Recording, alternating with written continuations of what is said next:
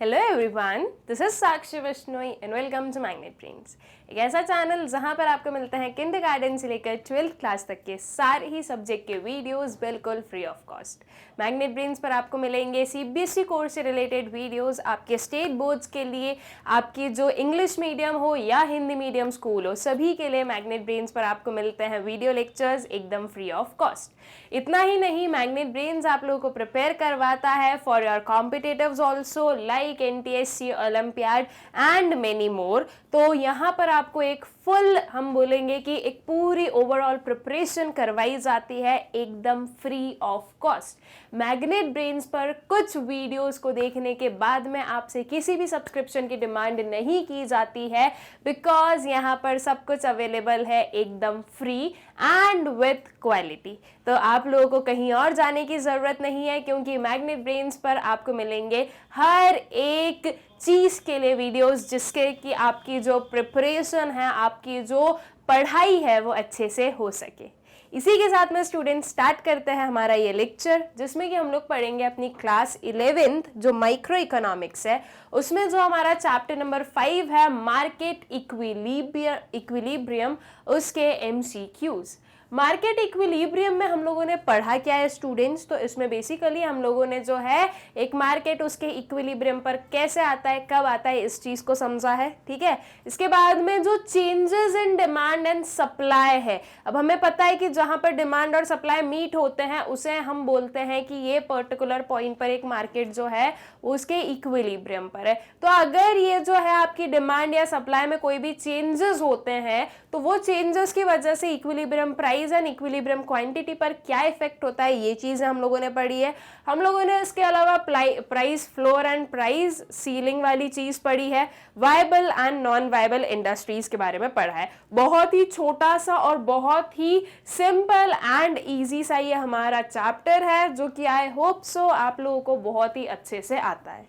जब हम लोग MCQs कर रहे हैं तो ये बहुत ज़्यादा मस्ट हो जाता है कि आपकी जो पूरी कंसेप्ट क्लैरिटी है वो अच्छे से हो सकी है, आपके जो सारे कंसेप्ट्स हैं वो बिल्कुल क्लियर है। बिकॉज MCQs हैं, आपको यहाँ पर जो है 4 ऑप्शंस हैं, 4 में से एक करेक्ट ऑप्शन चूज करना है। इसके अलावा आप यहाँ पर कोई भी घुमा फिरा कर आंसर नहीं लिख सकते हो। तो ये चीज आप लोगों को कैसे बनेगी, ये जो ऑप्शंस है इसमें से आप करेक्ट ऑप्शन कैसे चूज कर पाओगे, वो सिर्फ और सिर्फ पॉसिबल हो पाएगा किसके कारण?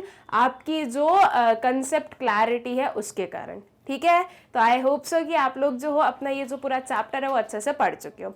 अब हम स्टार्ट करते हैं विद आवर क्वेश्चंस और देखते जाते हैं कि कैसे जो है इस पर MCQs फ्रेम हो सकते हैं।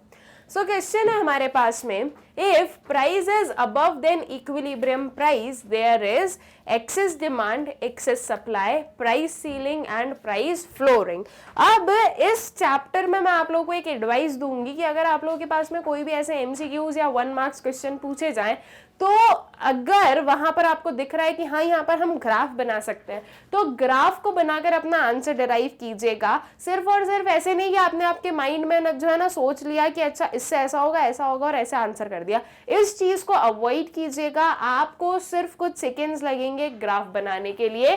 क्या करना है आपको? ऐसा जो है एक ग्राफ बना लेना है। ठीक है, वी नो कि this is demand and this is supply. I guess अब तक तो आप लोग बिल्कुल जो प्रो हो चुके होंगे इस चीज में कि डिमांड कर्व कौन सा है, सप्लाई कर्व कौन सा है, दोनों कहां पर मीट करे उसे हम इक्विलिब्रियम कहते हैं। इसके यहाँ पर हमारे y एक्सिस पर हम हमेशा प्राइस लेते हैं, x एक्सिस पर हम क्वांटिटी लेते हैं। तो ये हो जाती है आपकी इक्विलिब्रियम क्वांटिटी जो भी यहाँ पर आती है, और ये हो जाती है आपकी इक्विलिब्रियम प्राइस। ठीक है, अब क्वेश्चन क्या बोल रहा है? क्वेश्चन बोल रहा है if price is above then equilibrium price.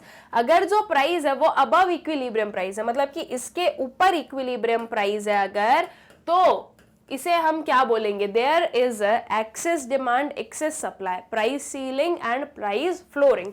Now अगर मैं इन दोनों कंसेप्ट की बात करूं, यहां पर थोड़ा सा कंफ्यूज होने वाली चीज है ये, बट हम नहीं होंगे कंफ्यूज। ठीक है, उस चीज को मैं क्यों नहीं होंगे कंफ्यूज उसको मैं बताती हूँ। Price ceiling and price flooring, ठीक है, what is price ceiling? Price ceiling होता है एक मैक्सिमम लिमिट की, एक जो है प्रोड्यूसर अपने गुड के लिए इतनी ही प्राइस जो है वो चार्ज कर सकता है, इससे ज्यादा चार्ज नहीं करेगा। जो प्राइस सीलिंग है वो आपकी इक्विलिब्रियम प्राइस के बिलो आती है। और जब हम बात करते हैं प्राइस फ्लोरिंग की, तो प्राइस फ्लोरिंग क्या है, एक मिनिमम प्राइस होता है कि अगर कोई भी एक प्रोड्यूसर है वो ये पर्टिकुलर कैटेगरी को या ये पर्टिकुलर गुड को जो है सेल कर रहा है, तो उसे एटलीस्ट मिनिमम इतना प्राइस तो मिलेगा ही मिलेगा। वो जो है वो आपकी इक्विलिब्रियम प्राइस के अबव आता है। मतलब कि अगर यहां पर मैं कोई बोल रही हूं कि मेरा कोई प्राइस है, या मैं बोल रही हूं कि ये हमारा जो है, हम लोग प्राइस बोल रहे हैं कि ये किसी कमोडिटी का प्राइस ये है, तो वो प्राइस फ्लोर हो जाता है, ठीक है, दैट इज इक्विलिब्रियम के अबव। लेकिन इस सिचुएशन में इसका आंसर प्राइस फ्लोर नहीं होगा। उसके पीछे का जो है रीजन क्या है स्टूडेंट्स, वो हमें समझाना है, ठीक है। तो अब उसके पीछे का रीजन सिंपल सा है कि आप क्वेश्चन पढ़ो। क्वेश्चन बोल रहा है कि अगर जो प्राइस है वो इक्विलिब्रियम प्राइस के अबव है, तो फिर ऐसे केस में आप क्या देख रहे हो, ऐसे केस में आपको क्या देखने को मिल रहा है, तो या तो एक्सेस डिमांड होगी या एक्सेस सप्लाई होगी। प्राइस फ्लोर या प्राइस सीलिंग क्यों नहीं होगा, क्योंकि अगर वो बोला जाता है कि कोई एक जो है मिनिमम लिमिट है, तो उसे हम क्या बोलते हैं, वो होता है प्राइस फ्लोर। या अगर ये बोला जाता है कि प्राइस फ्लोर जो है वो आपके इक्विलिब्रियम लेवल के अबव होता है, बिलो होता है, तो हम बताते हैं अच्छा ठीक है ये अबव होता है। तो वो एक कंसेप्ट जो है, वो जो एक क्वेश्चन है वो अलग तरह से फ्रेम किया जाता है, जिसमें कि आपका प्राइस फ्लोर जो है वो एकदम फिट बैठ रहा होता। यहां पर आपकी एक्सेस डिमांड या एक्सेस सप्लाई में से आंसर आने वाला है। अब इन दोनों में से क्या आंसर आएगा वो देखते हैं। क्या बोला जा रहा है कि जो प्राइस है वो अबव इक्विलिब्रियम प्राइस है। मान लो कि हम बोल रहे हैं कि हमारा जो प्राइस है वो कुछ ये है, ठीक है, जो एक्चुअल में प्राइस है वो कुछ ये बोला जा रहा है, जो मैंने ब्लू से अपनी की है, ब्लू से जो आपको लाइन दिख रही है। तो इस केस में क्या है, एक्सेस डिमांड है, एक्सेस सप्लाई, ये हमें बताना है। अब एक्सेस आप कैसे बताओगे, जो भी कर्व राइट हैंड साइड पर है वो आपको बता रहा है कि वो चीज एक्सेस है, ठीक है। इस पॉइंट पर दोनों क्या होते हैं, इक्वल होते हैं। उसके बाद में ये अगर हम देखें तो देखो सप्लाई आपकी कुछ इतनी आएगी और डिमांड आपकी कुछ इतनी आएगी। ज्यादा क्या है, सप्लाई या डिमांड है। मान लो मैं बोल रही हूँ डिमांड यहाँ पर 5 आ रही है, सप्लाई यहाँ पर 15 आ रही है, तो ज्यादा सप्लाई है या डिमांड है, सप्लाई है। तो ये कैसी कौन सी सिचुएशन हुई, supply is more than demand, मतलब कि एक्सेस सप्लाई वाली सिचुएशन। और वहीं अगर मैं इस इक्विलिब्रियम पॉइंट के बिलो बात करूं और अगर मैं बोल रही हूं कि यहां पर हमारा कुछ है, तो देखो ये डिमांड ये बनेगी आपकी और सप्लाई यहां पर बनेगी। तो इक्विलिब्रियम पॉइंट के बिलो जो है एक्सेस डिमांड वाली सिचुएशन होती है, और इक्विलिब्रियम पॉइंट के अबव कौन सी सिचुएशन होगी, वो होती है आपकी एक्सेस सप्लाई वाली सिचुएशन, ठीक है। तो आपका करेक्ट आंसर क्या हुआ, your option B, that is excess supply. All right, फिर नेक्स्ट वाले क्वेश्चन पर आते हैं। With a given supply curve, a decrease in demand causes, एक गिवन सप्लाई कर्व है और सिर्फ डिमांड में डिक्रीज हो रहा है, तो उसकी वजह से क्या होगा। देखो ये ऑप्शंस हम बाद में देखेंगे, ठीक है। इन ऑप्शंस को देखकर हमें कुछ नहीं करना है, सिर्फ कंफ्यूज होना है, समझ में कुछ आना नहीं है। हम सबसे पहले क्या करेंगे, हम सबसे पहले बनाएंगे अपना कर्व, ठीक है, एक ग्राफ बनाएंगे जिसमें कि हम अपनी ये डिमांड और सप्लाई लेंगे, दैट मीन्स इक्विलिब्रियम जो है वो लेंगे सबसे पहले। तो ये देखो ये हमारी आई है क्या, इक्विलिब्रियम, ये मेरा प्राइस, ये मेरी क्वांटिटी और ये मेरा प्राइस हो जाएगा, ठीक है, that would B P and this would B Q, ये हमारा इक्विलिब्रियम है। अब हमें बोला जा रहा है कि given supply curve a decrease in demand causes, जो सप्लाई कर्व है वो तो चेंज नहीं होगा, सिर्फ और सिर्फ क्या चेंज होगी, सिर्फ आपकी जो डिमांड है वो डिक्रीज हो रही है। अगर डिमांड डिक्रीज हो रही है तो दैट मींस डिमांड कर्व किस साइड शिफ्ट होने वाला है, लेफ्ट हैंड साइड पर, ठीक है। जब भी डिक्रीज होगा सप्लाई या डिमांड कुछ भी ले लो, वो अपने लेफ्ट हैंड साइड पर शिफ्ट होंगे, और अगर इंक्रीज होगा तो वो अपने राइट हैंड साइड पर शिफ्ट होंगे। तो हमारी जो डिमांड है वो क्या हो रही है, डिक्रीज हो रही है, तो लेफ्ट हैंड साइड पर हमें डिमांड को शिफ्ट करवाना है, और सप्लाई कर्व में कोई भी चेंजेस नहीं होंगे। Now we know this is supply curve, this is demand curve. Demand को हम लेफ्ट हैंड साइड शिफ्ट करवा दें, या आपका डिमांड है इसका लेफ्ट क्या हो जाएगा, इस साइड पर। अब आप किसी भी प्रोपोर्शन में शिफ्ट करवा दो, आप कितना भी बना दो, कोई दिक्कत नहीं है। तो ये मैंने एक अपना क्या बनाया, न्यू डिमांड कर्व बनाया, ठीक है, ये हो गई हमारी D1। ऑलराइट, तो तो अब जो न्यू इक्विलिब्रियम आया वो यहाँ पर आया, जहां पर सप्लाई और डिमांड इंटरसेक्ट करते हैं, मीट करते हैं एक दूसरे को, वही हमारी क्या आती है, इक्विलिब्रियम आती है। तो ये इक्विलिब्रियम आया। अब यहाँ पर हमारे पास में न्यू क्वांटिटी और न्यू प्राइस आ गया, so this would B Q1 and P1। अब हमें क्या देखने को मिल रहा है, प्राइस इंक्रीज हो रहा है या डिक्रीज हो रहा है, प्राइस डिक्रीज हो रहा है। वहीं क्वांटिटी जो है वो इंक्रीज हो रही है, डिक्रीज हो रही है, वो भी डिक्रीज हो रही है। तो दैट मीन्स कि अगर आपकी जो डिमांड है वो अगर डिक्रीज होती है गिवन सप्लाई कर्व, तो हम देखते हैं कि जो इक्विलिब्रियम प्राइस है और जो इक्विलिब्रियम क्वांटिटी है दोनों ही डिक्रीज हो रही है। ठीक है, तो अब एक जो इसमें से करेक्ट ऑप्शन है वो हमें चूज करना होगा। देखते हैं क्या लिखा है, N overall decrease in price but N increase in equilibrium quantity. क्या बोल रहा है, फर्स्ट वाला है कि प्राइस डिक्रीज हो रहा है लेकिन क्वांटिटी इंक्रीज हो रही है, क्या ये सही है, नहीं है। फिर सेकेंड क्या है, B option, an overall increase in price but a decrease in equilibrium quantity, price में इंक्रीज, ये चीज भी क्या हो गई, गलत हो गई। फिर थर्ड क्या है, N overall decrease in price and decrease in equilibrium quantity, क्या प्राइस और इक्विलिब्रियम क्वांटिटी दोनों ही डिक्रीज हो रहे हैं। यस, वही चीज हमने यहां से देखी, तो आपका ये वाला करेक्ट ऑप्शन हमें दिख रहा है। अभी जरा डी भी देख ले, no change in overall price but a reduction in equilibrium quantity. D option बोल रहा है no change in overall price, क्या ये सही है, नहीं है, प्राइस चेंज हो रहा है। तो आपका करेक्ट ऑप्शन क्या होगा, your option C, that is an overall decrease in price and a decrease in equilibrium quantity. ठीक है, अब अगर यहाँ पर मैं ये ग्राफ नहीं बनाती तो ये चीजें याद रखना जो है ना, एक हम बोलेंगे इम्पॉसिबल वाली चीज है कि ऐसा होगा तो ऐसा होगा, क्योंकि हम लोगों ने इतने सारे केसेस पढ़े हैं। तो अगर हम याद रखेंगे उसे, अगर हम उसे मगअप करने की कोशिश करेंगे तो हम सब कुछ मिक्सअप कर देंगे, और वो चीज करनी ही नहीं है, क्योंकि सिर्फ कुछ सेकेंड्स लगते हैं और हम इसका जो है ना प्रॉपरली ग्राफ बना सकते हैं और एक सही आंसर पर डिराइव कर सकते हैं। तो आपके पास में मार्केट इक्विलिब्रियम में अगर कोई भी क्वेश्चन आता है ऐसा वाला, तो आपको जो है सबसे पहले क्या करना है, उसका ग्राफ बना लेना है और फिर बताना है कि क्या आंसर होगा। ऑलराइट, तो आई गेस कि ये चीज हो गई क्लियर। फिर नेक्स्ट वाले क्वेश्चन पर आ जाते हैं। नाउ जो नेक्स्ट क्वेश्चन है वो क्या बोल रहा है, assume that both consumers income and the number of sellers in the market for a good decreases। क्या assume करना है कि कंज्यूमर की जो इनकम है और जो नंबर ऑफ सेलर है मार्केट में एक गुड ए के दोनों ही हो रहे हैं डिक्रीज। नाउ सिंपल चीज है, कंज्यूमर की इनकम जो है वो हुई कम। ठीक है, देखो सीधा सीधा इसका लिंक बैठाना है आपको। एक कंज्यूमर की इनकम अगर कम होगी स्टूडेंट्स, तो उसकी वजह से उसकी डिमांड पर उसका क्या इफेक्ट होगा, उसकी डिमांड भी डिक्रीज होगी। राइट, ये चीज हम लोगों ने पढ़ी है कि अगर एक कंज्यूमर की जो इनकम है वो अगर कम हो रही है तो उसकी डिमांड भी कम होगी, क्योंकि जब इनकम कम हुई तो वो पर्सन जो है वो अपना कंजम्पशन कम करेगा और सिर्फ जो मोस्ट एसेंशियल कमोडिटीज है उन्हें परचेज करेगा। तो with the reduce in income there is the reduction in demand. तो यहाँ से हमें समझ में आया कि जो डिमांड है वो हो रही है कम। ठीक है, and the number of seller in the market for good A decreases. जो नंबर ऑफ सेलर्स है मार्केट में एक गुड ए के लिए वो होते हैं डिक्रीज। जब नंबर ऑफ सेलर्स डिक्रीज होते हैं तो इसकी वजह से हमारी जो मार्केट सप्लाई है उस पर क्या इफेक्ट होगा, वो भी डिक्रीज होगी। क्योंकि मान लो पहले 10 लोग जो है सप्लाई कर रहे थे या सेल कर रहे थे, अब अगर सिर्फ 5 ही लोग सेल कर रहे हैं तो वो उतना थोड़ी ना करेंगे जितना 10 करते थे। ठीक है, तो जो नंबर ऑफ सेलर डिक्रीज हुए हैं तो उसकी वजह से जो सप्लाई है वो भी डिक्रीज होगी। Now based upon this information we can conclude with certainty that the equilibrium, अब इस इंफॉर्मेशन के अकॉर्डिंग हमें बताना है कि जो इक्विलिब्रियम प्राइस है वो इंक्रीज हो रहा है, प्राइस डिक्रीज हो रहा है, क्वांटिटी इंक्रीज हो रही है, क्वांटिटी डिक्रीज हो रही है। इस चीज को हमें एक्सप्लेन करना है। तो अब हम क्या करेंगे, हम जो है अपना ग्राफ बना लेंगे, है ना। ये आ गई हमारी डिमांड और ये आ गई हमारी सप्लाई। ऑलराइट, ये हो गई हमारी सप्लाई, ये हो गई हमारी डिमांड। अब हमें दोनों को करवाना है क्या, डिक्रीज, मतलब कि दोनों में जो है लेफ्ट हैंड साइड पर अपना शिफ्ट होना चाहिए।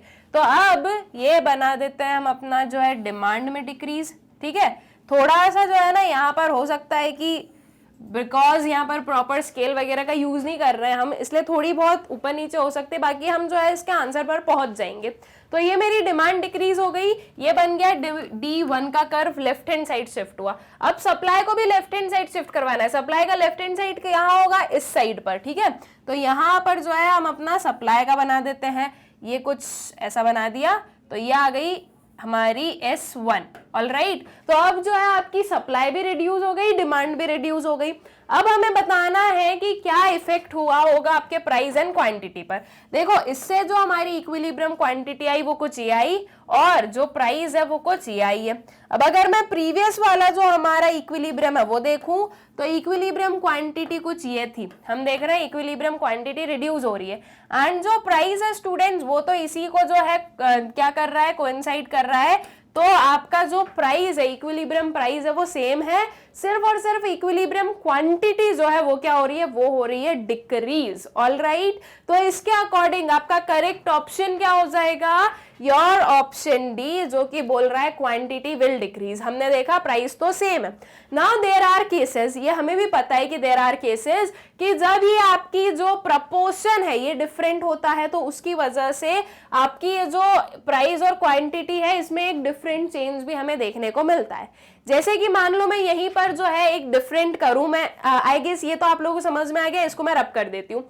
इसमें हम लोगों ने ये जो प्रपोर्शन डिक्रीज लिया है दोनों में, ये दोनों में इक्वल था, सप्लाई जितना था उतना ही डिमांड डिक्रीज हो रही थी, इसलिए ये पर्टिकुलर सिचुएशन हमारे सामने आई थी। अब देख लेते हैं अगर ये वाली सिचुएशन ना है और कुछ डिफरेंट है, जैसे कि हमारी जो डिमांड है वो डिक्रीज हो रही है मोर देन सप्लाई, ऑलराइट। ये मेरी डिमांड में डिक्रीज कर देते हैं और ये सप्लाई में डिक्रीज कर देते हैं। अब देखो ऐसे केस में आपकी जो प्राइस है वो भी चेंज हो जाती है ना।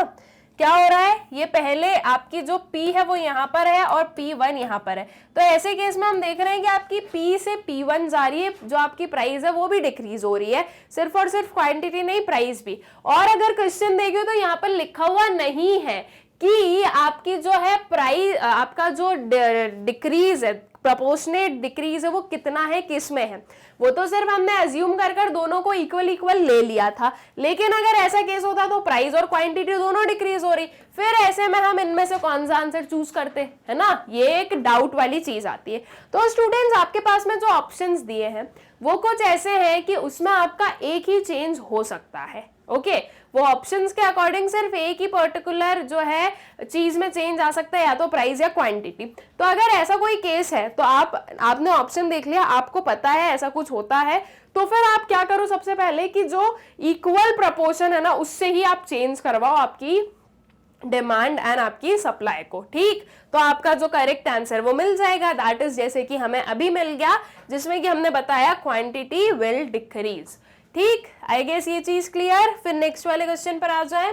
Suppose that the supply of cameras increases due to an increase in import. क्या हमें अज्यूम करना है कि जो सप्लाई है किसकी, कैमरा की, वो इंक्रीज होती है किस वजह से, because of increase in imports. Which of the following statement will most likely occur. अब इनमें से कौन सी स्टेटमेंट है जो कि हमें देखने को मिलेगी। अब वही है इक्विलिब्रियम प्राइस क्वांटिटी, इन पर ही बात की जा रही है। अब इसका भी हम सबसे पहले क्या बना लेंगे, अपना ग्राफ बना लेंगे ना। देखो स्टूडेंट, सिंपल सी चीज, आपको क्या बोला गया है कि जो सप्लाई है वो हो रही है क्या, इंक्रीज, ठीक है। सप्लाई इंक्रीज हो रही है, डिमांड के बारे में कोई इंफॉर्मेशन नहीं है। तो जब डिमांड के बारे में कोई इंफॉर्मेशन नहीं है तो हम डिमांड को कुछ भी नहीं करेंगे, डिमांड एज इट इज रहने वाली है, उसमें कोई चेंजेस नहीं होगा। हम सिर्फ क्या करेंगे, सप्लाई में चेंज करेंगे, और क्या कैसा चेंज करेंगे, इंक्रीज वाला चेंज करेंगे, बिकॉज वी नो कि supply is increasing.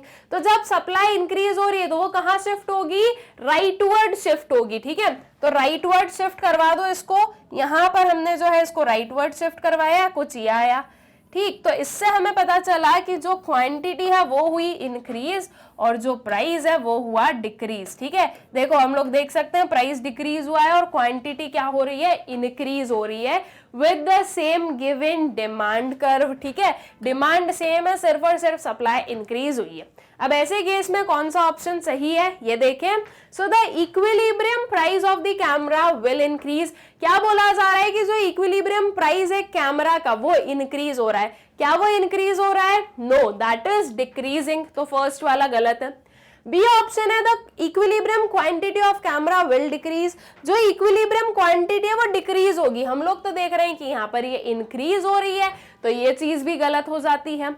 Option C है the equilibrium price of camera is indeterminate. क्या बोला जा रहा है कि जो इक्विलिब्रियम प्राइस है कैमरा का वो क्या है? इनडिटर्मिनेंट है। क्या ये इनडिटर्मिनेंट है? नहीं, हम लोग बहुत क्लियरली देख सकते हैं कि अगर ऐसी वाली सिचुएशन है तो आपकी ये जो प्राइस है ये कम हो रही है, इनडिटर्मिनेंट नहीं है। तो आपका ऑप्शन सी भी गलत है। डी ऑप्शन क्या है आपका? The equilibrium quantity of camera will increase. जो इक्विलिब्रियम क्वांटिटी है कैमरा की वो हो रही है इंक्रीज। क्या ये चीज सही है? यस, ये बिल्कुल हमें देखने को मिला कि इक्विलिब्रियम क्वांटिटी जो है वो इंक्रीज हो रही है। तो अब यहाँ पर प्राइस से रिलेटेड हमारे पास में इंफॉर्मेशन नहीं थी, इसलिए हमने वो ध्यान नहीं दिया, बिकॉज जो थी वो गलत थी और प्राइस और क्वांटिटी दोनों साथ में हो ऐसा कुछ तो है नहीं। सेकेंड चीज कि आपके इसमें ऐसा कुछ नहीं लिखा है ना कि इक्विलिब्रियम क्वांटिटी जो है कैमरा की वो इंक्रीज हो रही है एंड प्राइस पर जीरो इफेक्ट है। प्राइस के बारे में बात ही नहीं की, हमने सिर्फ वन साइडेड बात की है, तो हमने वन साइडेड के हिसाब से बता दिया कि क्या इसका करेक्ट आंसर होगा। तो इसमें आपका करेक्ट आंसर क्या आ जाएगा? Your option D, that is the equilibrium quantity of camera will increase. All right, फिर इसी के साथ में नेक्स्ट वाले क्वेश्चन पर आ जाए।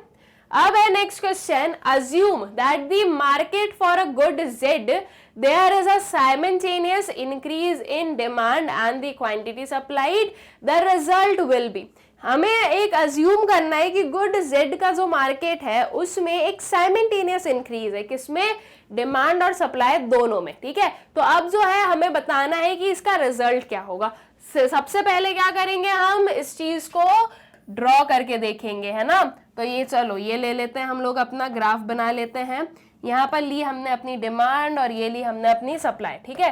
This is demand, this is supply, sorry this is supply and this is demand. All right, अब इसके बाद में हमें क्या करना होगा? इसके बाद में हमें बताना होगा कि अगर दोनों ही इंक्रीज हो रहे हैं तो उसका इफेक्ट क्या होगा, ठीक है। ये चीज हमें शो करनी होगी। चलो देख लेते हैं कि क्या इफेक्ट होगा। आपको डिमांड भी इंक्रीज करवाना है, सप्लाई भी इंक्रीज करवाना है। ये मेरा जो है डिमांड बढ़ गई और अब क्या करना है? अब आपको सप्लाई इंक्रीज करना है। ये आ गई आपकी सप्लाई। ऑल राइट, दोनों इंक्रीज हो गए। This is S1 and this is D1। अब यहाँ पर हम लोग देखें तो ये आपकी क्वांटिटी जो न्यू वाली है वो आ गई, दैट इज ये आपकी Q1 हो जाएगी। एंड अगर प्राइस देखें तो प्राइस इसी में जो है कोइंसाइड कर रहा है, जो आपका प्रीवियस वाला प्राइस है उसी में। तो अब हम यहाँ पर देख रहे हैं कि जो क्वांटिटी है, इक्विलिब्रियम क्वांटिटी है वो इंक्रीज हो रही है, बट जो इक्विलिब्रियम प्राइस है उसमें कोई भी चेंजेस नहीं हो रहे हैं। तो बस वही हमें बताना है कि रिजल्ट क्या होगा इसका। तो उसका रिजल्ट हमें यहाँ पर एक्सप्लेन करना है। An increase in equilibrium price and quantity, तो ये चीज जो है गलत है, because price is not increasing.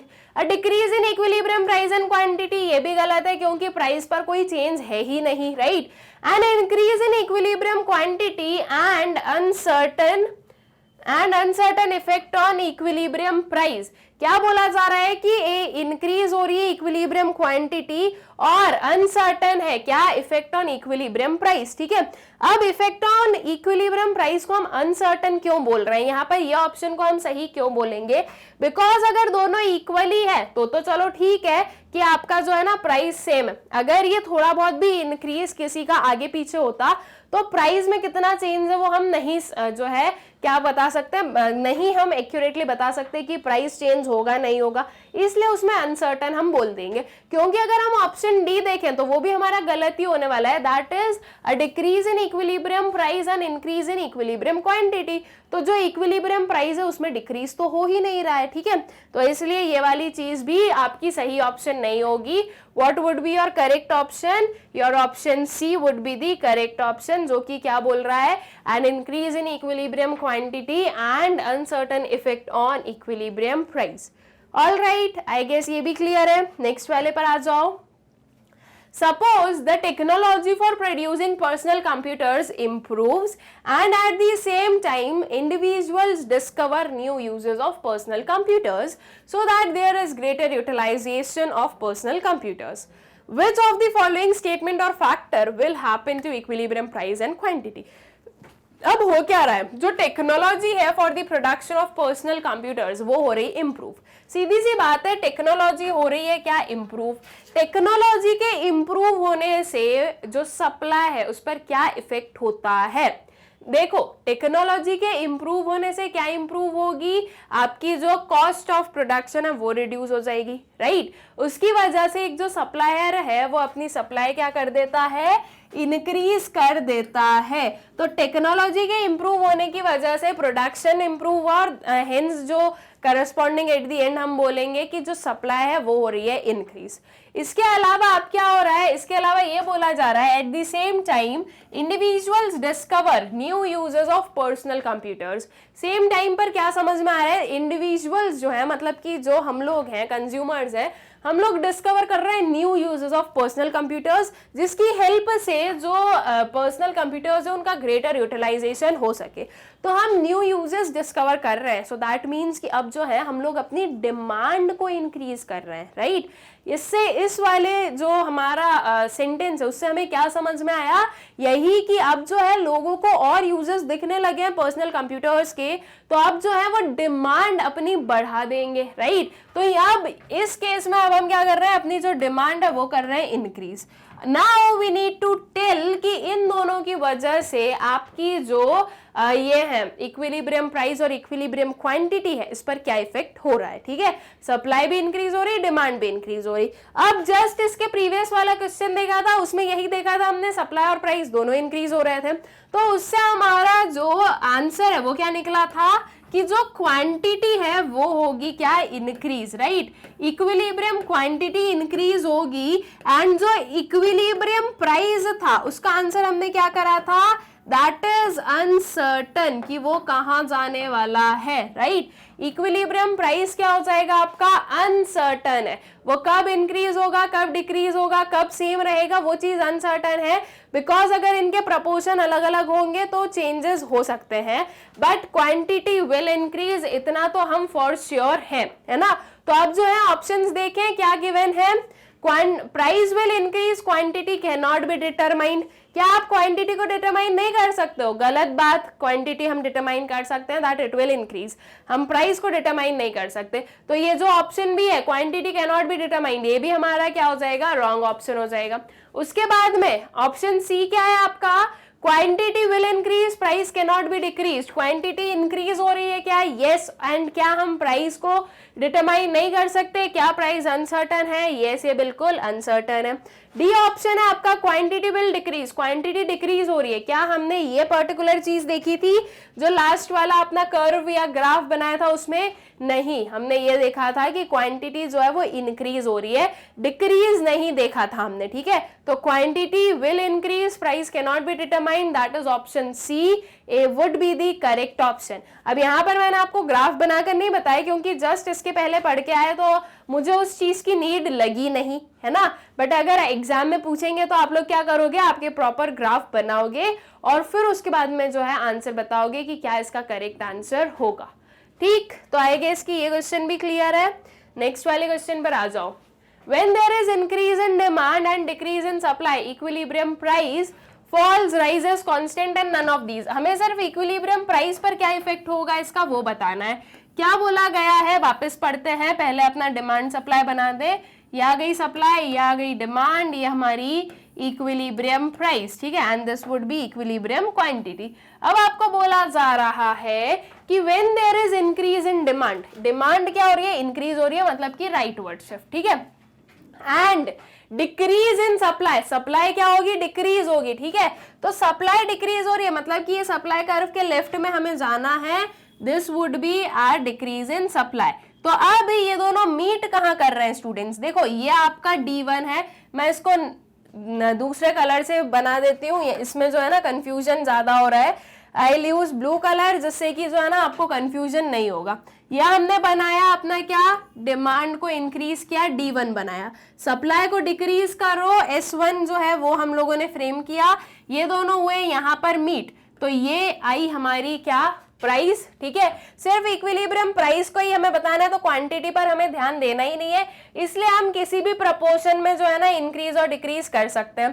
तो हमारा जो न्यू प्राइस आया है वो ये आया है। इक्विलिब्रियम प्राइस पर हमें क्या इफेक्ट देखने को मिला कि this is increasing. Alright, that is आपका करेक्ट ऑप्शन क्या हो जाएगा, falls, rise, constant and none of these, तो that will be option B, rises. Alright, एकदम इजी था, सिर्फ हमने ग्राफ बनाया और उससे हमें समझ में आ गया कि क्या चीज यहाँ पर हो रही है। सो आई गेस कि ये चीज भी आप लोगों को क्लियर हो गई है। ठीक, फिर आते हैं नेक्स्ट क्वेश्चन पर। N increase in supply with demand remaining the same brings about, जो इंक्रीज इन सप्लाई है डिमांड सेम रहेगी। ठीक है, बना लो फटाफट से, जो अपना कर्व है ये हमारा हो गया डी, ये हो गई हमारी एस, सॉरी ये आपका सप्लाई कर्व हो गया, I am so sorry for that, ये सप्लाई कर्व हो गया और ये आ गया आपका डिमांड कर्व। ठीक है, अब आपको क्या करना है, अब आपको आपकी जो डिमांड है उसे सेम रखना और सप्लाई में इंक्रीज करवाना है। तो अब सप्लाई को करवा दो इंक्रीज, ये सप्लाई है, ये हमने सप्लाई को इंक्रीज करवा दी। ठीक है, ये आपकी न्यू क्या आ जाएगी, Q1 आ गई, ये आ गई आपकी P1, एंड जो आपकी इनिशियल P और Q है वो भी बता दो, ये है आपका P और ये है आपका Q।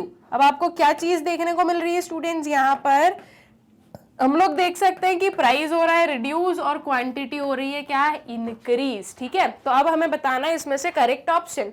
N increase in equilibrium quantity and decrease in equilibrium price, क्या यही चीज आपको देखने को मिल रही है, इंक्रीज हो रही है इक्विलिब्रियम क्वांटिटी और डिक्रीज हो रहा है इक्विलिब्रियम प्राइस, क्या सही है ये, यस।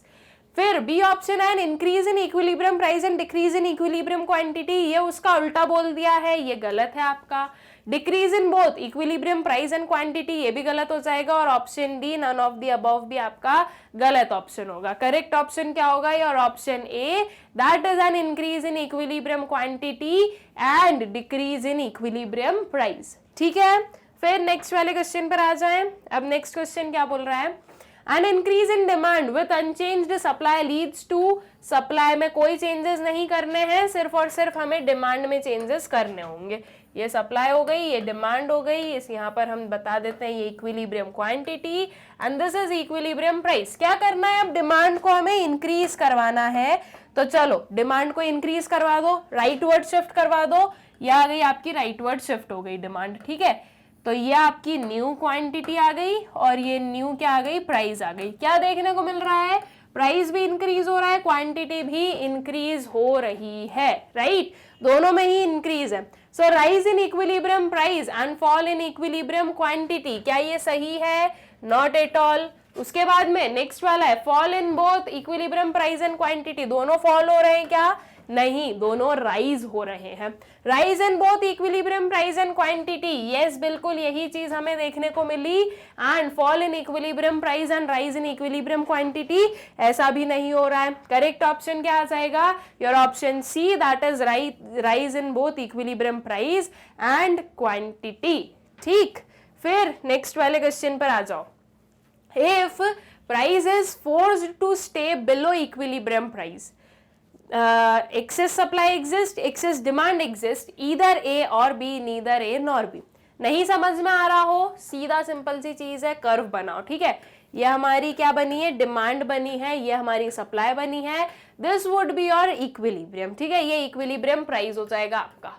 अब अगर ये बोला जा रहा है कि प्राइस को फोर्स किया जा रहा है कि वो किसके बिलो रहे, इक्विलिब्रियम प्राइस के बिलो रहे, दैट मींस प्राइस आपका कुछ ये रहे है। ठीक है, ये आपके इक्विलिब्रियम प्राइस के बिलो आ गया।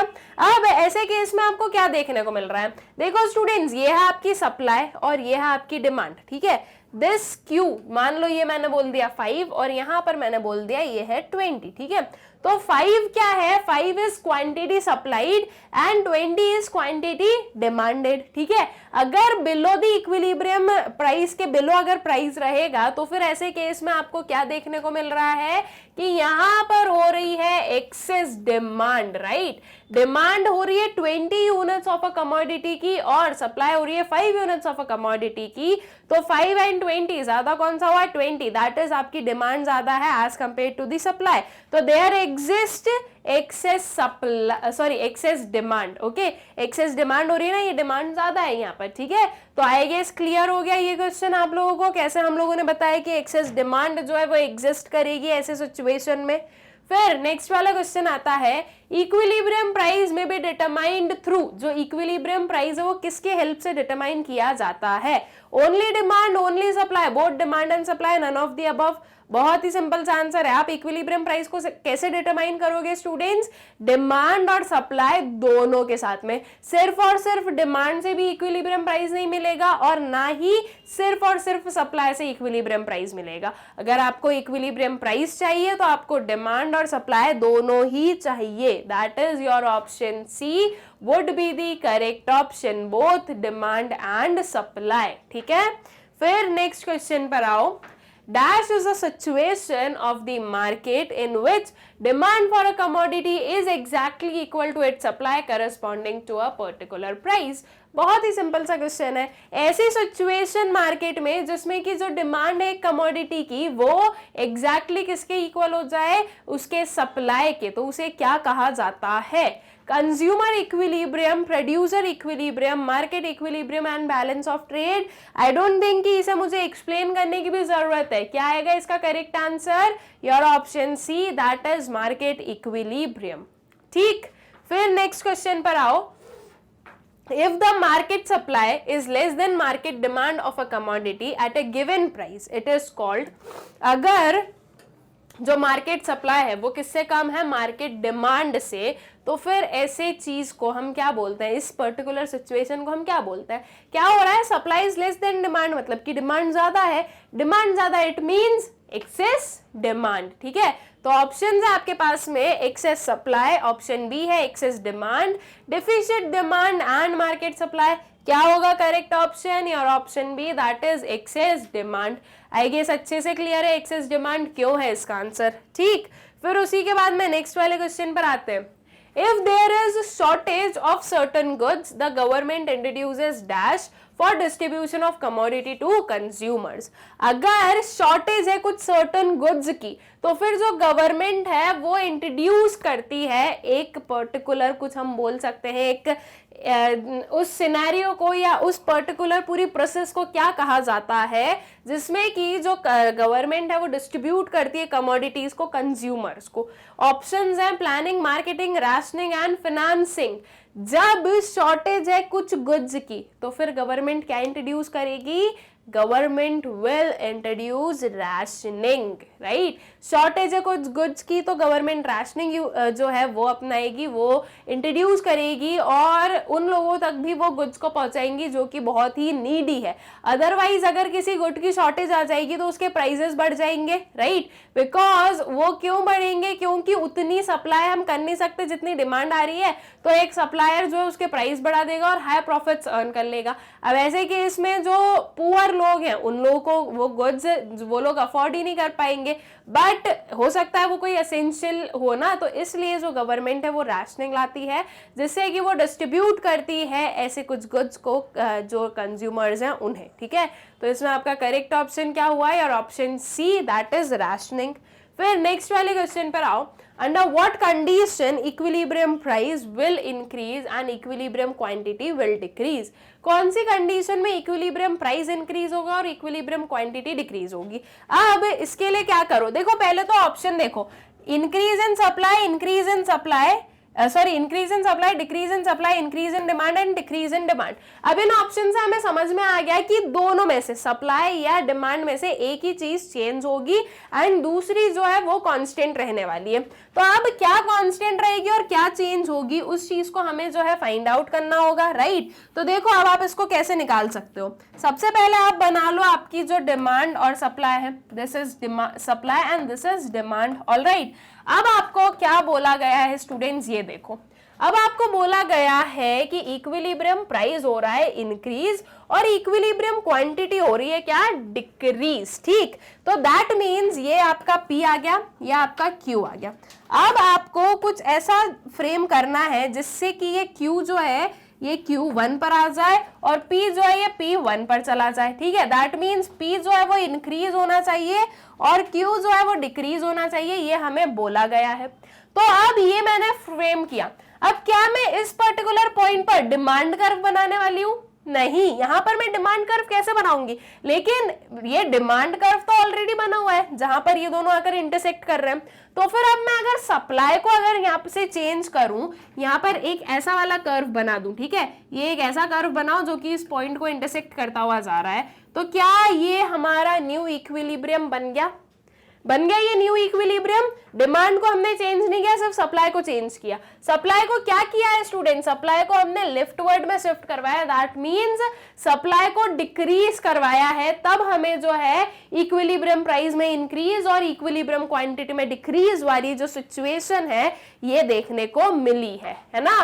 तो फिर आपका करेक्ट ऑप्शन क्या हो जाएगा, your option B, that is decrease in supply. अब मैंने यहाँ पर जो है इन सारों ऑप्शन को लेकर अलग अलग जो है मेरे ग्राफ्स नहीं फ्रेम किए। मैंने क्या किया, मैंने क्वेश्चन लिया, उसमें बोला गया था कि आपको प्राइस को इंक्रीज करवाना है, तो मैं P से P1 चली गई, और क्वांटिटी को डिक्रीज करवाना है तो मैं Q से Q1 आ गई। ये दोनों जिस पॉइंट में मिल रहे हैं वहां पर मैंने एक सप्लाई कर्व बना दिया, क्योंकि हमें पता है कि दोनों में से सिर्फ एक ही कर्व है जो कि चेंज होगा, या तो डिमांड कर्व शिफ्ट होगा या फिर सप्लाई कर्व शिफ्ट होगा। ऐसा नहीं होगा कि दोनों ही कर्व आपके शिफ्ट हो रहे हो। तो इस केस में देखो, डिमांड पर आकर दोनों मीट कर रहे थे, तो आपकी जो सप्लाई है उसको मैंने डिक्रीज करवा दिया, तो हमारी जो ये पर्टिकुलर कंडीशन है, सिचुएशन है, ये हो जाती है कंप्लीट। ठीक, तो आई गेस कि ये क्वेश्चन भी क्लियर हो गया होगा आप लोगों को। नेक्स्ट पर आते हैं।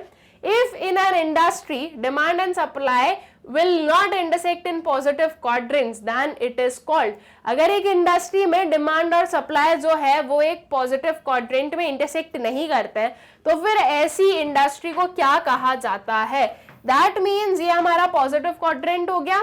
या आपकी डिमांड कैसी बनेगी, downward sloping, this would be your demand curve, supply curve upward sloping, this is your supply curve. अब आई गेस अगर क्वेश्चन से नहीं समझ में आया होगा तो इस ग्राफ को देखकर आप लोगों को जो है याद आ गया होगा कि ऐसी इंडस्ट्री को हम क्या कहते हैं। ये पर्टिकुलर एग्जाम्पल, ये पर्टिकुलर ग्राफ हम लोगों ने पढ़ा है। आई होप सो स्टूडेंट्स कि आप लोगों को इसका आंसर पता है।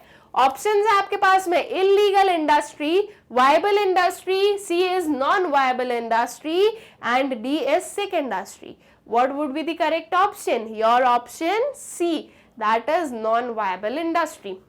ऐसी इंडस्ट्री जिसकी डिमांड और सप्लाई पॉजिटिव एक्सेस में मीट नहीं करती है, पॉजिटिव क्वाड्रेंट में मीट नहीं करती है, उसे हम नॉन वायबल इंडस्ट्री कहते हैं। ठीक, तो इसका करेक्ट ऑप्शन आ गया योर ऑप्शन सी। ठीक है, फिर नेक्स्ट वाले क्वेश्चन पर आते हैं। What is the impact of change in supply on market equilibrium when demand is perfectly inelastic? क्या बोला जा रहा है कि डिमांड कैसी है, डिमांड परफेक्टली इनइलास्टिक है। परफेक्टली इनइलास्टिक डिमांड का मतलब क्या हो गया, कैसा कर्व बनेगा, हमारा कर्व बनेगा parallel to y axis, right. वो क्या बता रहा है कि चाहे आप प्राइस को कितना भी चेंज कर लो, डिमांड में कोई भी चेंजेस नहीं होंगे। इसे हम बोलते हैं परफेक्टली इनइलास्टिक। ठीक है, तो ये मेरा आ जाता है क्या, डिमांड का कर्व। ऑलराइट, ये डिमांड आ गई। अब इसमें जो क्वांटिटी है वो ये आ गई हमारी, और प्राइस आपका इनमें से कुछ भी हो सकता है। ठीक है, अब आपको बोला जा रहा है कि what is the impact of change in supply on market equilibrium when demand is perfectly inelastic. ये मैंने बनाई अपनी क्या, सप्लाई की कर्व। ठीक, ये जहां पर मीट करे वो आ गई हमारी price, that is equilibrium price. अब दो कंडीशंस हो सकती है मेरे पास में, या तो आपकी सप्लाई इंक्रीज हो रही है, आपकी सप्लाई डिक्रीज हो रही है। मान लो मेरी सप्लाई हो रही है इंक्रीज, ये सप्लाई को इंक्रीज किया तो मेरा जो है एक न्यू P1 आ गया, जिसमें कि हम देख रहे हैं इक्विलिब्रियम प्राइस जो है वो रिड्यूस हो रहा है, but equilibrium quantity will remain same. इसके अलावा मैं एक और जो है अपना जो सिनेरियो है वो कर सकती हूँ, दैट इज अपनी जो सप्लाई है वो क्या हो रही है, वो हो रही है डिक्रीज। इस केस में भी हम देखेंगे कि हमारे पास में न्यू पी आ गया है, ठीक है, इसको मैंने P2 बोल दिया, दैट इज हमारा जो न्यू इक्विलिब्रियम प्राइस है वो आ गया, but equilibrium quantity will remain same. तो जब परफेक्टली इनइलास्टिक डिमांड है तो आप चाहे सप्लाई को इंक्रीज कर लो, डिक्रीज कर लो, किसी भी प्रोपोर्शन से इंक्रीज या डिक्रीज कर लो, आपकी जो इक्विलिब्रियम क्वांटिटी है उस पर कोई भी चेंज नहीं होने वाला है, ठीक है। अब ऑप्शंस देखते हैं कि क्या लिखा हुआ है हमारे पास में। Both equilibrium price and equilibrium quantity will change, क्या ये चीज सही है? नहीं, इक्विलिब्रियम प्राइस तो चेंज होगा बट इक्विलिब्रियम क्वांटिटी चेंज नहीं होगी। ऑप्शन बी है both equilibrium price and equilibrium quantity will not change, ये भी गलत है, दोनों ही चेंज ना हो ऐसा तो नहीं होगा, प्राइस तो चेंज हो रहा है, सिर्फ क्वांटिटी चेंज नहीं हो रही है, ठीक है। उसके बाद में equilibrium price remains same and equilibrium quantity will change, क्या ये सही है? नहीं, क्या बोला जा रहा है कि इक्विलिब्रियम प्राइस जो है वो सेम है, क्या इक्विलिब्रियम प्राइस सेम है? नहीं, हमने देख लिया इक्विलिब्रियम प्राइस डिफरेंट डिफरेंट आ रहा है, ठीक है। डी है आपका equilibrium price will change and equilibrium quantity remains unchanged, जो इक्विलिब्रियम प्राइस है वो चेंज होगा और जो इक्विलिब्रियम क्वांटिटी है वो अनचेंज्ड रहने वाली है, क्या ये सही है? अब yes, this is the correct one, right, कि इक्विलिब्रियम प्राइस चेंज हो रहा है और जो क्वांटिटी है वो अनचेंज्ड है, ठीक है। तो इसमें आपका करेक्ट ऑप्शन क्या आ गया? और option D, that is equilibrium price will change and equilibrium quantity remains same, ठीक। फिर नेक्स्ट वाले क्वेश्चन पर आ जाओ। Dash refers to the minimum price fixed by the government which is above the equilibrium price। ऐसा minimum price हमें बताना है जो कि गवर्नमेंट फिक्स करती है और वो इक्विलिब्रियम प्राइस के अबव होता है। अब ऐसे केस में आपके पास में दो चीजें होती है, एक होता है आपका प्राइस फ्लोर और एक होता है आपका price ceiling. Minimum price, minimum मतलब कि सबसे नीचे वाला, सबसे नीचे हमारे पास में सीलिंग ऊपर होती है घर में या फ्लोर, सीलिंग नीचे होती है, फ्लोर नीचे होता है, ठीक है, हमें नीचे वाला चाहिए। तो घर में हमारा फ्लोर नीचे या सीलिंग नीचे है? फ्लोर इज नीचे, राइट, सबसे नीचे वाली चीज क्या हो गई? फ्लोर हो गई, एंड सबसे अबव वाली हो गई आपकी सीलिंग। तो मिनिमम दैट मीन्स सबसे नीचे वाला प्राइस, सबसे कम प्राइस जो है वो क्या आएगा आपका? प्राइस फ्लोर, ठीक है। ऑप्शन देखो price floor, yes. Option B देखो minimum support price. What is minimum support price students? यही होता है एमएसपी भी, कि एक जो है गवर्नमेंट ने एक मिनिमम प्राइस बोला है कि आपकी जो कमोडिटीज है, आपके जो प्रोडक्ट्स हैं वो एटलीस्ट इस प्राइस पर ट्रेड किए जाएंगे। एटलीस्ट बोल रही हूँ, उससे ज्यादा पर ट्रेड हो सकते हैं लेकिन कम से कम जो उसकी वैल्यू है वो बताई जाती है, ठीक है। ये जो आपका प्राइस फ्लोर वाला कंसेप्ट है ये यूजुअली हम बोले मेनली जो है हमें एग्रीकल्चर सेक्टर में देखने को मिलता है, जिसमें गवर्नमेंट जो है वेरियस फूड ग्रेन्स के लिए वेरियस जो एमएसपी है that is minimum support price है, ये क्या करती है, इसे जो है वहां पर मतलब कि इस चीज को अप्लाई करती है कि यस, एक जो आपका फूड ग्रेन है या जो भी कमोडिटी है वो एटलीस्ट इस प्राइस पर तो ट्रेड होनी ही होनी चाहिए, ठीक है। So that is what we called minimum support price, या फिर हम इसे प्राइस फ्लोर भी कहते हैं। मतलब कि ये जो दोनों ही ऑप्शंस है हमारे, ये हमारे करेक्ट ऑप्शंस है। तो अब जो अगर मैं आगे हमारे ऑप्शंस देखूं तो ऑप्शन सी है हमारे पास में both A and B, and option D is none of these. तो आपका करेक्ट ऑप्शन क्या हो जाएगा? Your option C, that is both A and B, ठीक है। तो आई गेस कि ये चीज भी क्लियर। फिर नेक्स्ट क्वेश्चन पर आ जाए। Equilibrium price falls and equilibrium quantity rises when decrease in demand is more than decrease in supply, increase in demand is equal to increase in supply, decrease in demand is less than increase in supply, and decrease in demand is equal to increase in supply। मैं A option को फिर से repeat करूंगी because मैंने more than less than में थोड़ी सी गड़बड़ कर दी। That would be decrease in demand less than decrease in supply. अब इन चार ऑप्शंस को देखकर तो मैं कुछ भी नहीं बता सकती। क्या करेंगे हम? सबसे पहले अपना जो ग्राफ है ना वो बना लेंगे। सबसे पहले तो हमारी जो एक इक्विलिब्रियम क्वांटिटी और इक्विलिब्रियम प्राइस है वो हम बता देते हैं बिना किसी भी एडजस्टमेंट के। ये आ गई आपकी डिमांड का कर्व, ये आ गया आपका सप्लाई का कर्व, ठीक है। ये आ जाएगी आपकी इक्विलिब्रियम क्वांटिटी, ये आ जाएगी आपकी इक्विलिब्रियम प्राइस। अब आपको क्या बोला गया है क्वेश्चन में, हम देंगे उस पर ध्यान। इक्विलिब्रियम प्राइस को करवा दो फॉल, मान लो मैं बोल रही हूँ P1, ठीक है, ये यहाँ पर हम जो है इसको फॉल करवा देंगे, और इक्विलिब्रियम क्वांटिटी को हमें करवाना है राइज, हम बोल रहे हैं Q1 इधर पे आएगा, ठीक है, तो दैट मीन्स अब P1 और Q1 कहाँ जो है इंटरसेक्ट कर रहे हैं, हमें वो लेना है। ये इस पॉइंट पर जो है आपको आपकी डिमांड और सप्लाई लेकर आनी पड़ेगी। अब कैसे लेकर आओगे, अब हमें पता है कि मुझे डिमांड कर्व को इस वाले पॉइंट से जो है क्रॉस करवाना पड़ेगा, तभी तो वहां पर जाकर इंटरसेक्ट हो पाएगा, ठीक है। तो चलो यहां से लेकर और यहां तक मैंने एक बना दिया अपना demand curve, that is D1। अब इसको जो है हमें एक सप्लाई कर्व से कट करना पड़ेगा, तभी ये चीज पॉसिबल है कि हाँ हम बोलेंगे ये इक्विलिब्रियम है। तो यहाँ पर एक सप्लाई कर्व बना दो स्टूडेंट्स, ये बन गया हमारा सप्लाई का कर्व, ठीक है। अब हम क्या देख रहे हैं, ये जो दोनों में हमने देखा कि क्या हुआ है, डिक्रीज हुआ है, राइट। आपका जो डिमांड का कर्व है वो भी लेफ्टवर्ड में शिफ्ट हुआ, सॉरी आपकी डिमांड लेफ्टवर्ड हुई है, दैट इज डिमांड में डिक्रीज है, लेकिन सप्लाई जो वो राइटवर्ड शिफ्ट हो रही है, दैट इज सप्लाई इंक्रीज हो रही है, ऑलराइट। और प्रपोर्शन देखो, आपकी जो डिमांड है वो सिर्फ इतने से प्रपोर्शन से डिक्रीज हो रही है और सप्लाई जो वो इतने प्रपोर्शन से इंक्रीज हो रही है, that means decrease in demand is less than increase in supply, ठीक है। ये वाली सिचुएशन आई, हम ऑप्शन देख ले कहां पर है ऐसा वाला ऑप्शन। तो अगर मैं अपना ऑप्शन सी देखूं, बोल रहा है decrease in demand is less than increase in supply, वही चीज जो हमने बोली है, दैट मीन्स आपका करेक्ट ऑप्शन क्या हो जाएगा, your option C would be the correct option. अब देखो मैंने ये चारों ऑप्शंस का जो है ना वो यहाँ पर करके नहीं देखा, मैंने क्या किया, उन्होंने बोला कि आपको प्राइस में फॉल कराना है, क्वांटिटी में राइज करवाना है, मैंने वो चीज की, दोनों को यहाँ पे लाइन बनाई, ये हमारा एक पॉइंट आया था। इस पॉइंट पर जो है मुझे डिमांड कर्व भी लाना है, सप्लाई कर्व भी लाना है, मैंने इस वे में इनको इंटरसेक्ट करवा दिया और मुझे समझ में आ गया कि डिक्रीज हो रही है डिमांड, लेकिन जो डिक्रीज इन डिमांड है वो कम है किससे, इंक्रीज इन सप्लाई से। तो हमारा करेक्ट ऑप्शन आ गया ऑप्शन सी, ठीक। आई गेस क्लियर है ये चीज आप लोगों को। नेक्स्ट वाले क्वेश्चन पर आ जाए, if increase in demand is greater than increase in supply then equilibrium price will. अगर इंक्रीज इन डिमांड क्या है, ग्रेटर देन है इंक्रीज इन सप्लाई के, तो फिर जो आपकी इक्विलिब्रियम प्राइस है उस पर क्या इफेक्ट होगा, हम जो है इसको ड्रॉ करके देखेंगे। This is supply, this is demand, ये आ गई इक्विलिब्रियम क्वांटिटी, ये आ गई इक्विलिब्रियम प्राइस। अब जो बोला जा रहा है वो देखते हैं, if increase in demand, demand को इंक्रीज करवाना है which is greater than increase in supply, ठीक है।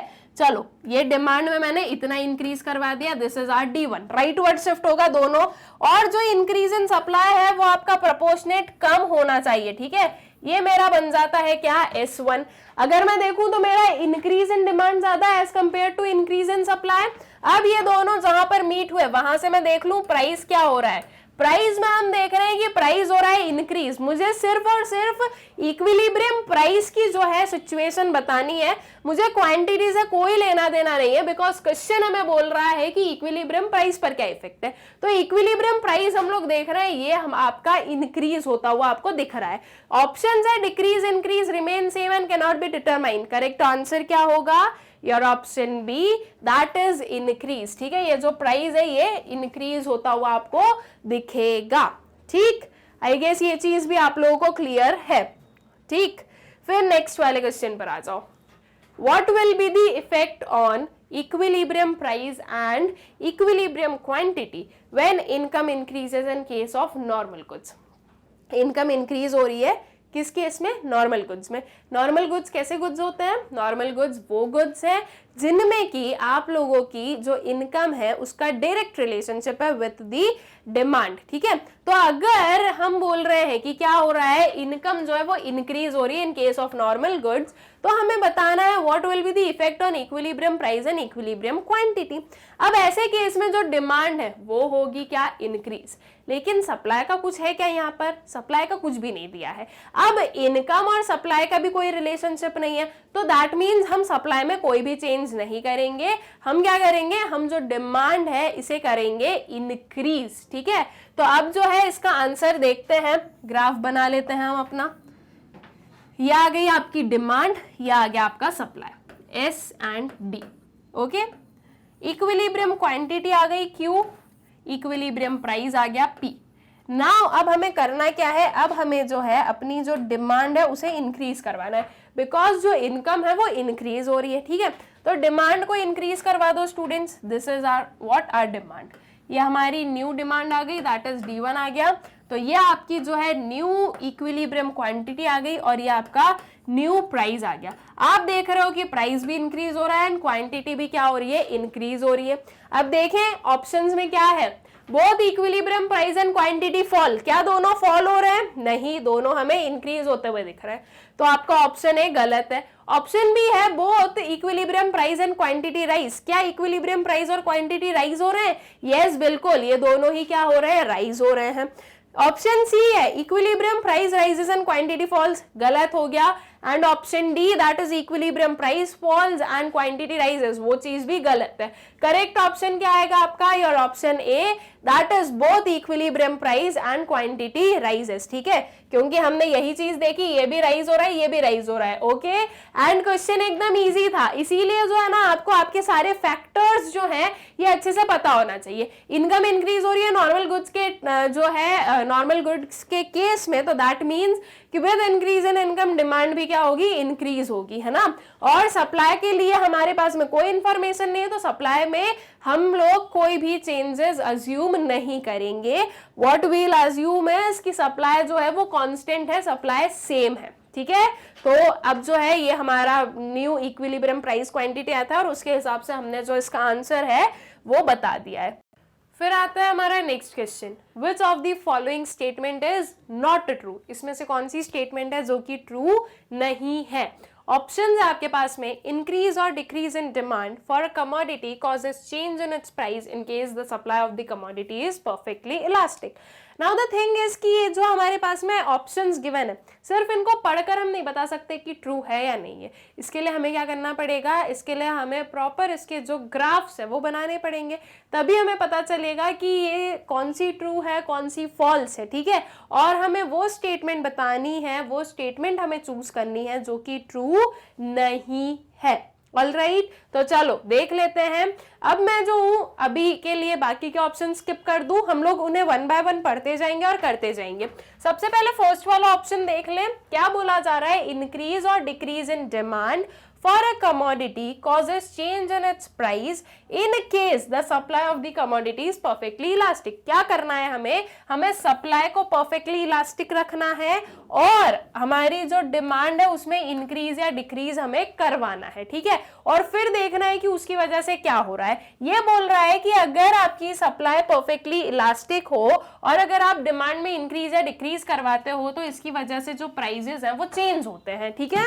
चलो चेक करते हैं। सबसे पहले बात आती है किसकी, परफेक्टली इलास्टिक सप्लाई की, दैट इज ES जो है वो क्या होगी हमारी, इनफाइनाइट होगी। परफेक्टली इलास्टिक सप्लाई तो इनफाइनाइट ही आती है ना, तो ES इज इक्वल्स टू क्या हो जाएगा आपका, इनफाइनाइट हो जाएगा। दैट मीन्स कि अब जो हम सप्लाई का कर्व बनाएंगे वो कैसा आने वाला है, that would be parallel to X axis. ये चीजें आई होप सो आप लोगों को अच्छे से ध्यान है। क्या होगा, आपकी जो प्राइस है वो सेम है और ये आपकी सप्लाई का कर्व बनेगा, राइट। आपकी सप्लाई जो है वो परफेक्टली इलास्टिक है, तो ये हमारे पास में एक जो है इसका कर्व बना है। नाउ हमें बोला गया है कि डिमांड में हमें इंक्रीज या डिक्रीज देखना है। ये मेरी इनिशियल डिमांड हो गई, तो उस पे क्वांटिटी जो है वो इतनी आ गई, हमारी इक्विलिब्रियम क्वांटिटी ये है, इक्विलिब्रियम प्राइस ये है।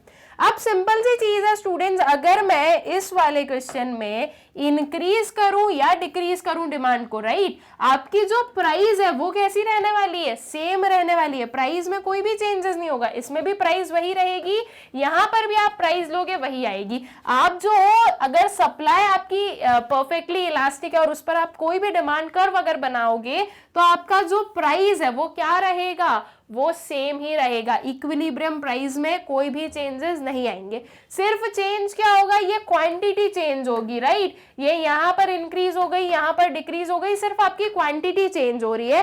दैट मीन्स जब परफेक्टली इलास्टिक सप्लाई है तो आपकी जो प्राइस है वो कांस्टेंट रहने वाली है। अब जो हमारे पास में ऑप्शन है उसमें क्या लिखा है, प्राइस जो है वो चेंज हो रहा है, ठीक है। This causes change in the price of the commodity. क्या ये चीज सही है? नहीं, हमने देखा कि प्राइस चेंज नहीं होता है, तो दैट मीन्स आपका ये जो ऑप्शन ए है ये एक नॉट ट्रू ऑप्शन दिया हुआ है। दैट मीन्स ये हमें एक जो है गलत चीज बता रहा है, ये फॉल्स है, तो ये आपका करेक्ट ऑप्शन होगा क्या? हो सकता है, बिल्कुल। हमने तो यही देखा कि हमारा जो है ना ये चेंज इन इट्स प्राइस लिखा हुआ है जो कि सही नहीं लिखा हुआ है, तो हमारे हिसाब से ऑप्शन ए करेक्ट हो रहा है। लेकिन मैं सिर्फ और सिर्फ फर्स्ट वाले ऑप्शन को देखकर ये नहीं बोलूंगी कि ये मेरा करेक्ट ऑप्शन है। अभी जो है हम अपने ऑप्शन बी, सी और डी को भी एग्जामिन करेंगे। अब ऑप्शन बी क्या है? Increase or decrease in supply for a commodity does not cause any change in its price in case the demand for the commodity is perfectly elastic। ठीक है, क्या दिया है कि अगर सप्लाई में कोई भी इंक्रीज या डिक्रीज हो रहा है तो उसकी वजह से उसका जो प्राइस है, किसी भी कमोडिटी का जो प्राइस है उसमें कोई भी चेंजेस नहीं आएंगे अगर डिमांड आपकी कैसी है, अगर डिमांड आपकी परफेक्टली इलास्टिक है। तो इस चीज को हम लोग चेक कर लें। अब यहाँ पर बोला जा रहा है कि प्राइस में कोई भी चेंजेस नहीं है, ठीक है। अब हमारे पास में आया है ये ES, यहाँ पर इनफाइनाइट था, अब we know ED is equals to infinite. ठीक है, आपकी जो इलास्टिसिटी ऑफ डिमांड है वो कैसी है? Perfectly elastic. दैट मीन्स कि आपकी जो विथ नो चेंज या फिर very slight change in price there is infinite change in your demand. तो अब ये जो आपका S वाला कर्व था इसकी जगह पर ये क्या बन जाएगा आपका? ये आपका D बन जाएगा, राइट। ये आपकी क्या बन जाएगी? ये आपकी सप्लाई थी जो अभी तक, वो आपकी डिमांड बन जाएगी। ठीक है, इस चीज को हम लोग देख लेते हैं। ये मेरा आ गया क्या? डिमांड का कर्व। ऑलराइट, ये डिमांड का कर्व आ गया। अब इस पर सप्लाई बना दो स्टूडेंट्स। ये आ गई आपकी एक सप्लाई की कर्व, तो आपका जो इनिशियल क्वांटिटी, इक्विलिब्रियम क्वांटिटी, वो ही आ गई। अब अगर आप सप्लाई को इंक्रीज कर दो या सप्लाई को डिक्रीज कर दो, प्राइस तो सेम ही रहने वाला है। प्राइस में कोई चेंजेस होंगे क्या? प्राइस में कोई भी चेंजेस नहीं है, राइट। तो जब प्राइस में चेंजेस नहीं है तो यही चीज तो हमारे ऑप्शन में बोली गई है कि this does not cause any change in its price, right, does not cause.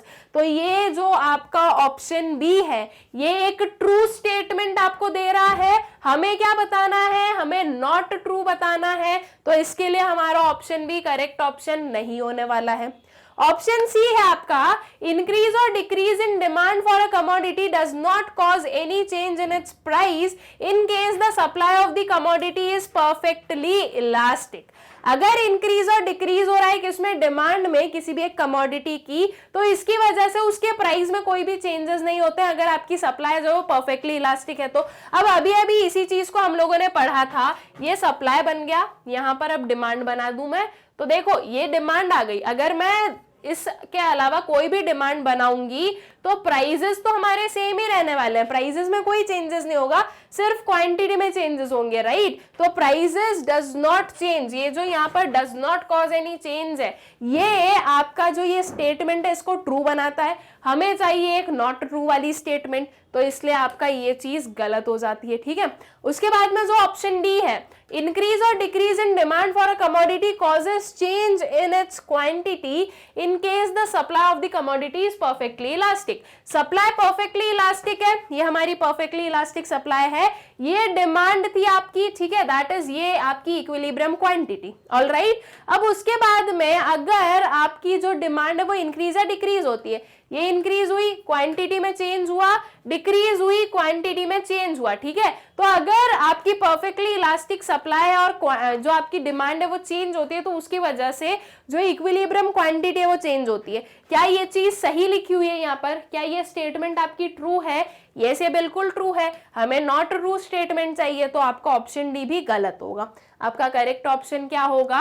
Your option A, that is increase और decrease in demand for a commodity causes change in its price in case the supply of the commodity is perfectly elastic. ये एक not true statement है, इसलिए वो हमारा correct जो है answer बना है। ठीक, तो आई गेस कि ये चीज क्लियर हो गई है आप लोगों को।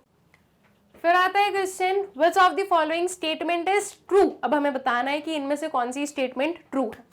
क्या है statement, when demand increases equal to supply equilibrium price will increase. अब इन चीजों को भी जो है, इन ऑप्शंस को भी जो है हमें ग्राफ के थ्रू ही देखना पड़ेगा कि कौन सा ट्रू है कौन सा नहीं है। तो चलो सबसे पहले फर्स्ट वाला देखते हैं।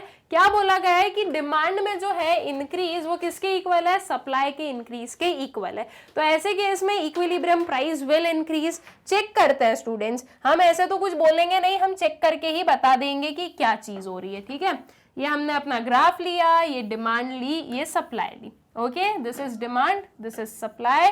इक्विलिब्रियम प्राइस हमें चेक करना है, क्वांटिटी से हमें कोई मतलब नहीं, इसलिए मैं क्वांटिटी नहीं बना रही हूं। अब हमें बोला गया है कि जो इंक्रीज इन प्राइस है वो किसके इक्वल है, इंक्रीज इन सप्लाई के इक्वल है। तो चलो अब जो है एक जो अजम्पशन के थ्रू ही मैं इसे फ्रेम कर देती हूँ। ये हो गई हमारी इंक्रीज इन डिमांड, और इंक्रीज इन सप्लाई भी कुछ इतना ही हमें इक्वल बनाना है। ठीक, तो ये इंक्रीज इन सप्लाई बना देते हैं हम लोग, जो कि थोड़ी सी मुझे लग रहा है थोड़ी सी गड़बड़ बन रही है, बिकॉज मैं यहाँ पर बिना किसी पेंसिल स्केल के ले रही हूँ, इसलिए थोड़ी वो हो रही है। देखो यहाँ से आप देखोगे तो सेम है, आपको प्रपोजन सेम दिखेगा, यहाँ पे जाते जाते थोड़ा ब्रॉड हो गया, बट कोई दिक्कत नहीं है। जब आप प्रॉपर आपके स्केल से एक स्ट्रेट लाइन बनाओगे तो वो सही बन जाएगी। ठीक है, तो ये हमारी क्या बनेगी, यहाँ पर इसके करस्पॉन्डिंग जो प्राइस है वो आपकी इक्विलिब्रियम प्राइस आएगी, जो कि हम देख रहे हैं आपकी जो इनिशियल वाली प्राइस है वही है। दैट मीन्स कि अगर increase in demand and increase in supply equal है तो इसकी वजह से आपका जो इक्विलिब्रियम प्राइस है इस पर कोई भी चेंजेस नहीं होते हैं। आपके ऑप्शन में गिवन है इक्विलिब्रियम प्राइस विल इंक्रीज। क्या इक्विलिब्रियम प्राइस इंक्रीज हो रहा है? नहीं, दिस इज रॉन्ग। हमें एक ट्रू स्टेटमेंट बतानी है, आपकी ऑप्शन ए जो है वो रॉन्ग स्टेटमेंट है। ऑप्शन बी है when demand increases more than supply. अब हमें क्या करना है, डिमांड को सप्लाई से ज्यादा इंक्रीज करवाना है, इक्विलिब्रियम प्राइस विल डिक्रीज। चलो देखते हैं इक्विलिब्रियम प्राइस डिक्रीज होगा क्या। आपको डिमांड में ज्यादा इंक्रीज करवाना है, सप्लाई में कम इंक्रीज करवाना है। ठीक है, तो ये कुछ इतने प्रपोर्शन से मैं डिमांड इंक्रीज करवा दूं, सप्लाई हमें थोड़ी सी इंक्रीज करवा देते हैं, ये हमारी सप्लाई में इंक्रीज हो गया। This is our S1 and this is our D1। New क्या बना आपका, ये यहाँ पर आपका इक्विलिब्रियम आया है, तो ये आपका नेक्स्ट प्राइस आएगा जो कि higher than your initial equilibrium price है, राइट। तो आपका जो प्राइस है, इक्विलिब्रियम प्राइस है, वो इंक्रीज हुआ है डिक्रीज हुआ है, वो इंक्रीज हुआ है। क्वेश्चन में आपको डिक्रीज की बोला गया है, ये जो ऑप्शन है क्या ये सही है? नहीं, यहाँ पर अगर इंक्रीज होता तो फिर ये ऑप्शन हम सही बोलते, लेकिन यहाँ पर डिक्रीज दिया है तो ये भी गलत है। फिर नेक्स्ट ऑप्शन है when supply increases more than demand equilibrium price will increase। अगर सप्लाई जो है वो इंक्रीज हो रही है डिमांड से ज्यादा तो जो इक्विलिब्रियम प्राइस है वो इंक्रीज होगा। देखते हैं, अब आपको सप्लाई में ज्यादा इंक्रीज करवाना है और डिमांड में कम इंक्रीज करवाना है। ठीक है, तो चलो करते हैं हम लोग।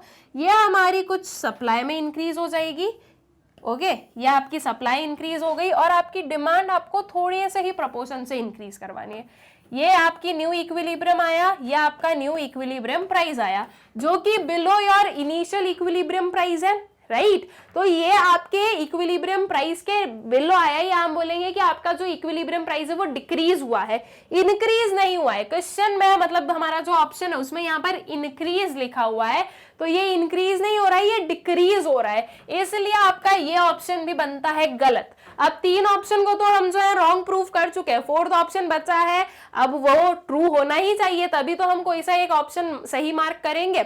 चेक करते हैं, बिना चेक करे मत करना कि ये सही है, क्योंकि हो सकता है कि आप चेक करो और ये आपका गलत निकल जाए। पॉसिबिलिटीज, अगर आपने ऊपर किसी को गलत किया होगा तो ये भी गलत निकल जाए। अगर चारों ऑप्शन गलत है मतलब आपने कहीं ना कहीं ग्राफ बनाने में कोई ना कोई मिस्टेक की है, फिर आपको क्या करना पड़ेगा, चेक करना पड़ेगा कौन सा ग्राफ आपने गलत बनाया है। ठीक है, तो इसलिए लास्ट वाले को भी चेक जरूर करना। When demand decreases more than supply, अब हमें डिमांड और सप्लाई में करना है डिक्रीज। डिमांड जो है वो ज्यादा डिक्रीज होगी आपके सप्लाई की डिक्रीज से, ठीक है, तो आपको डिमांड ज्यादा डिक्रीज करवानी है as compared to supply, equilibrium price will decrease. ठीक है, चलो अब देखते हैं, हम अब डिक्रीज वाले पार्ट पर आ जाते हैं।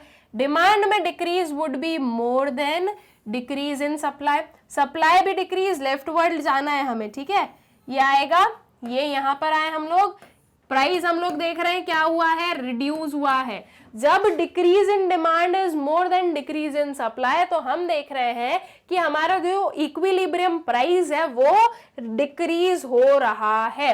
क्या यही चीज हमारे पास में है स्टूडेंट्स? यस, यही हमें बोला गया है, when demand decreases more than supply equilibrium price will decrease. और यही हम लोग अभी देख कर आ रहे हैं कि हाँ, ऐसे केस में जो इक्विलिब्रियम प्राइस है वो डिक्रीज होता है। तो आपका करेक्ट ऑप्शन कौन सा होगा? Your option D would be the correct option. All right, I guess ये क्वेश्चन भी आप लोगों को क्लियर हो गया होगा, एकदम इजी था। आपको बस क्या कर लेना है, आपको जो है आपके ये ग्राफ्स बना के देख लेना है, बना के देख लोगे तो इजी हो जाएगा ये आप लोगों के लिए, ठीक है। फिर नेक्स्ट वाले क्वेश्चन पर आते हैं। अब हमारे पास में आया है कुछ identify the correct pair of items from the following columns 1 and 2। देखते हैं क्या दिया है कॉलम 1 और कॉलम 2 में। कॉलम 1 बोल रहा है इंक्रीज और decrease in demand for a commodity does not cause any change in its price. Column 2 में है effect of supply in case of perfectly elastic demand. Perfectly elastic demand वाली situation है आपके पास में, और बोला जा रहा है इंक्रीज और decrease in demand for a commodity does not cause any change in its price. अब यहां पर अगर आप ग्राफ नहीं भी बताओ ना तो भी बता सकते हो ये पेयर सही है या नहीं है। थोड़ा सा लॉजिक यूज करो। आपको बोला जा रहा है कि आपकी जो डिमांड है वो कैसी है, परफेक्टली इलास्टिक डिमांड है। परफेक्टली इलास्टिक डिमांड है, इसका मतलब कि मेरी जो डिमांड का कर्व है वो कुछ ऐसा आने वाला है। Alright, perfectly elastic demand. अब ये बोल रहे हैं आपको कि इंक्रीज और डिक्रीज इन डिमांड।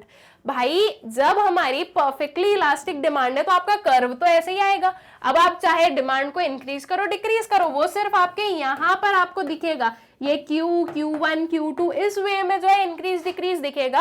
आपका जो ग्राफ है वो ऐसा ही आने वाला है। अब इस पर आप सप्लाई को जो आपका करना है वो कर दो, जो भी बोला गया। लेकिन अगर हम देखें तो कॉलम 1 में हमें सप्लाई को इंक्रीज या डिक्रीज करने की बोल ही नहीं रहे, हमें क्या बोल रहे हैं कि आपको डिमांड को इंक्रीज या डिक्रीज करना है। तो ये जो आपका ऑप्शन है, या हम बोले वो जो चीज हमारे पास में गिवन है वो थोड़ी सी इनअप्रोप्रिएट है, क्योंकि हम अगर डिमांड में इंक्रीज या डिक्रीज भी करेंगे तो हमारे कर्व पर उसका कोई भी इफेक्ट नहीं होगा, है ना।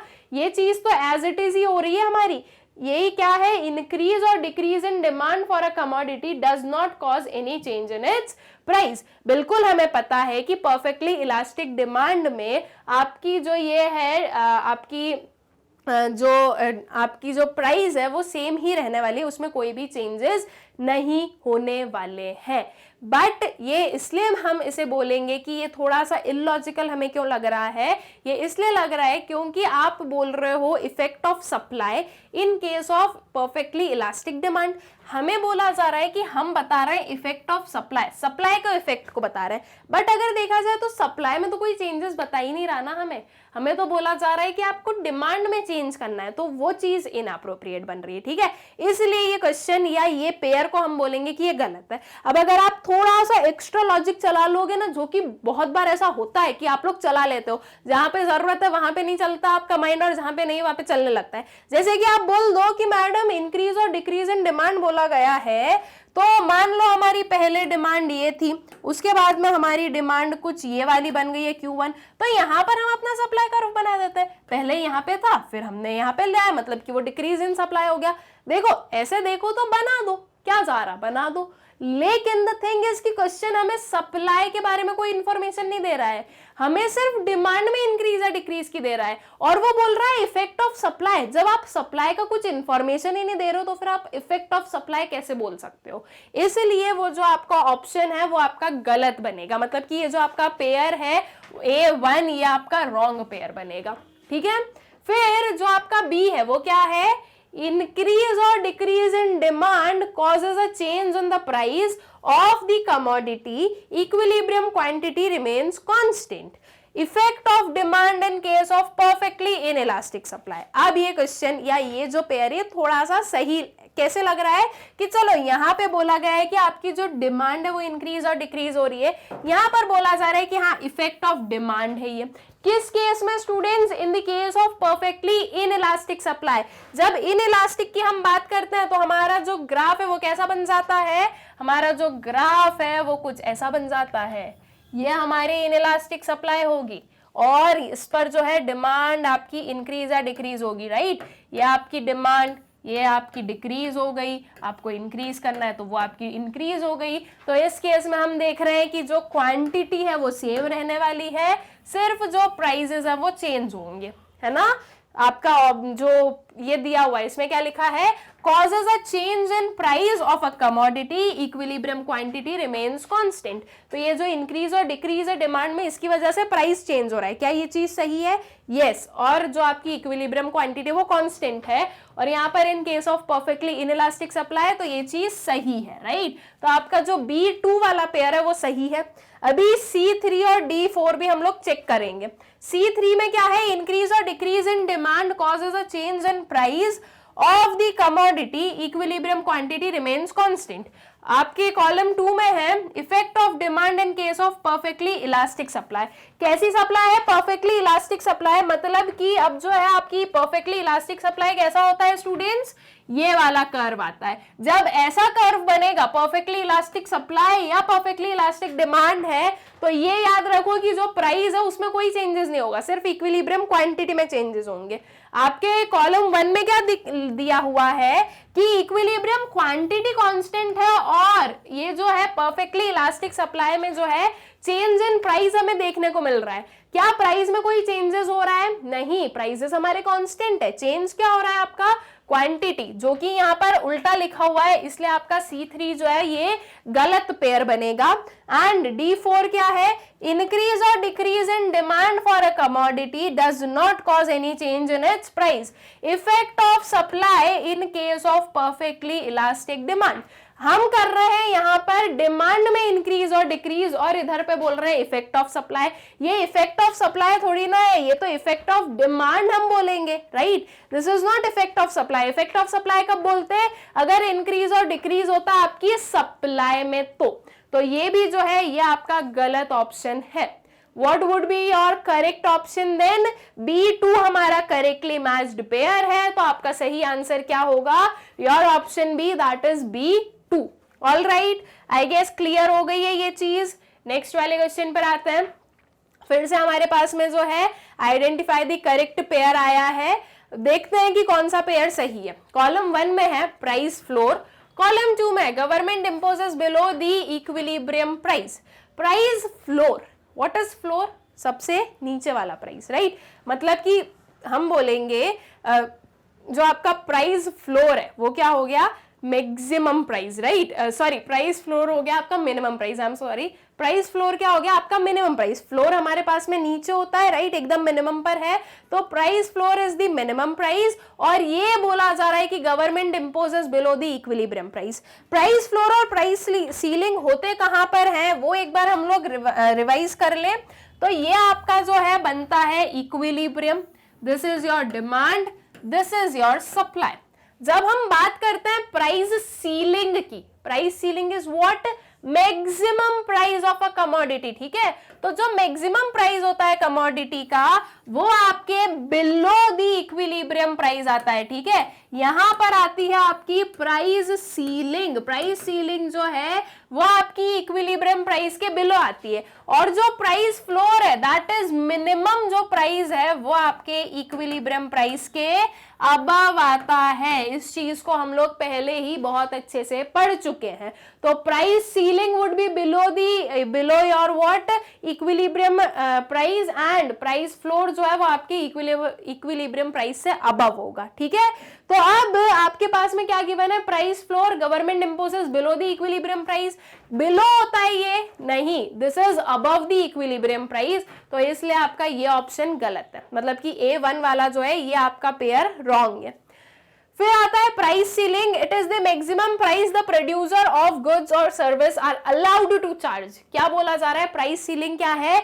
ये वो मैक्सिमम प्राइस है जो कि प्रोड्यूसर्स जो है गुड्स और सर्विसेज के वो अलाउड है चार्ज करने के लिए। What is ceiling? सबसे अबव वाली चीज, दैट मीन्स ये है आपकी मैक्सिमम प्राइस, इससे ज्यादा आप चार्ज नहीं कर सकते। क्या आपका ये जो पेयर है B2 ये सही है? यस, बिल्कुल सही है। सी है आपका price floor, government does it in the interest of consumer. Price floor क्या है? मिनिमम प्राइस होता है। तो ये कंज्यूमर के लिए करती है गवर्नमेंट, कंज्यूमर के इंटरेस्ट के लिए या प्रोड्यूसर के इंटरेस्ट के लिए? This is done for the interest of producer, right. ये प्रोड्यूसर के लिए किया जाता है कि प्रोड्यूसर का जो इंटरेस्ट है वो मेंटेन रहे, उसे जो है फेयर प्राइसेस मिले। तो ये जो कंज्यूमर है ये गलत बना देता है आपके इस वाले पेयर को। डी ऑप्शन है आपका price ceiling, government imposes lower limit on the price which is higher than the equilibrium price.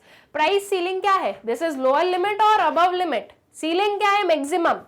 तो प्राइस सीलिंग क्या हो जाएगा? मैक्सिमम वाली लिमिट, ठीक है, लोअर लिमिट नहीं है, दिस इज अपर लिमिट कि इससे ज्यादा आप चार्ज नहीं कर सकते। तो ये लोअर लिमिट जो है ये गलत बनती है, और हायर देन इक्विलिब्रियम प्राइस ये भी गलत है, बिकॉज प्राइस सीलिंग जो वो बिलो इक्विलिब्रियम प्राइस होता है। तो D4 भी आपका गलत है। तो आपका करेक्ट ऑप्शन क्या होगा? Your option B, that is B2।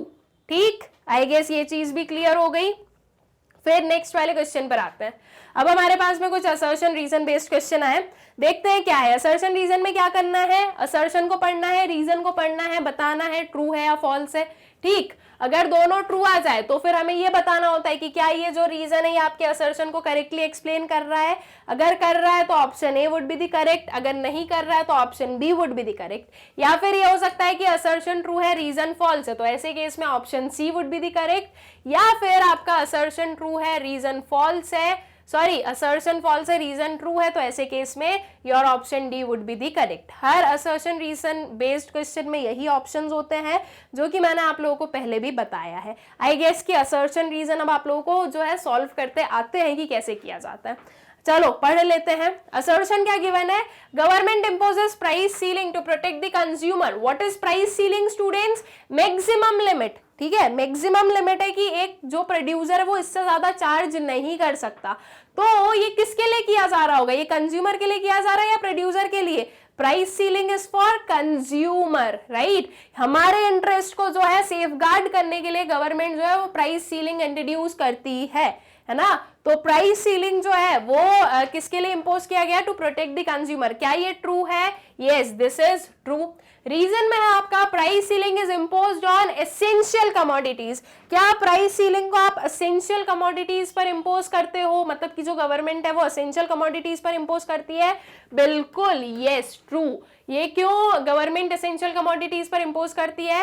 क्योंकि there are people belonging to low income group और उनकी नीड्स को भी फुलफिल करना बहुत ही ज्यादा जरूरी है। एटलीस्ट उनके पास जो एसेंशियल कमोडिटीज है वो पहुंचना बहुत ही ज्यादा जरूरी होता है ना।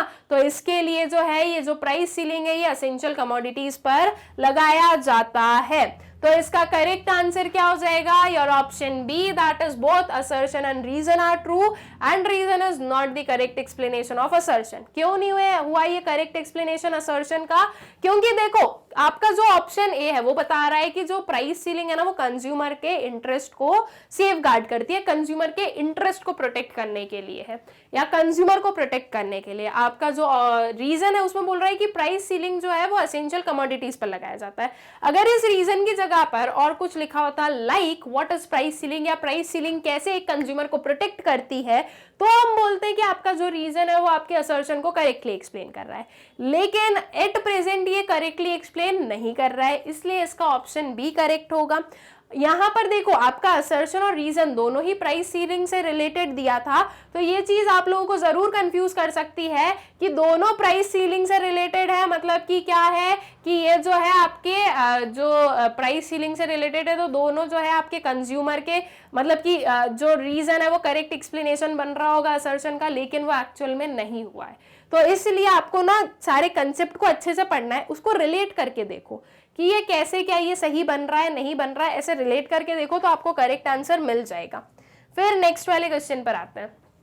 Government imposes price floor to protect the interest of the producer. Government जो वो प्राइस फ्लोर लगाती है प्रोड्यूसर के इंटरेस्ट को प्रोटेक्ट करने के लिए। क्या दिस इज राइट? यस, ये मिनिमम लिमिट लगाती है कि एटलीस्ट इतने में तो आपका जो प्रोडक्ट है वो सेल होगा ही होगा। तो ये प्रोड्यूसर को जो है इंटरेस्ट को प्रोटेक्ट करती है। रीजन में है price floor makes the good beneficial for seller to sell in the market.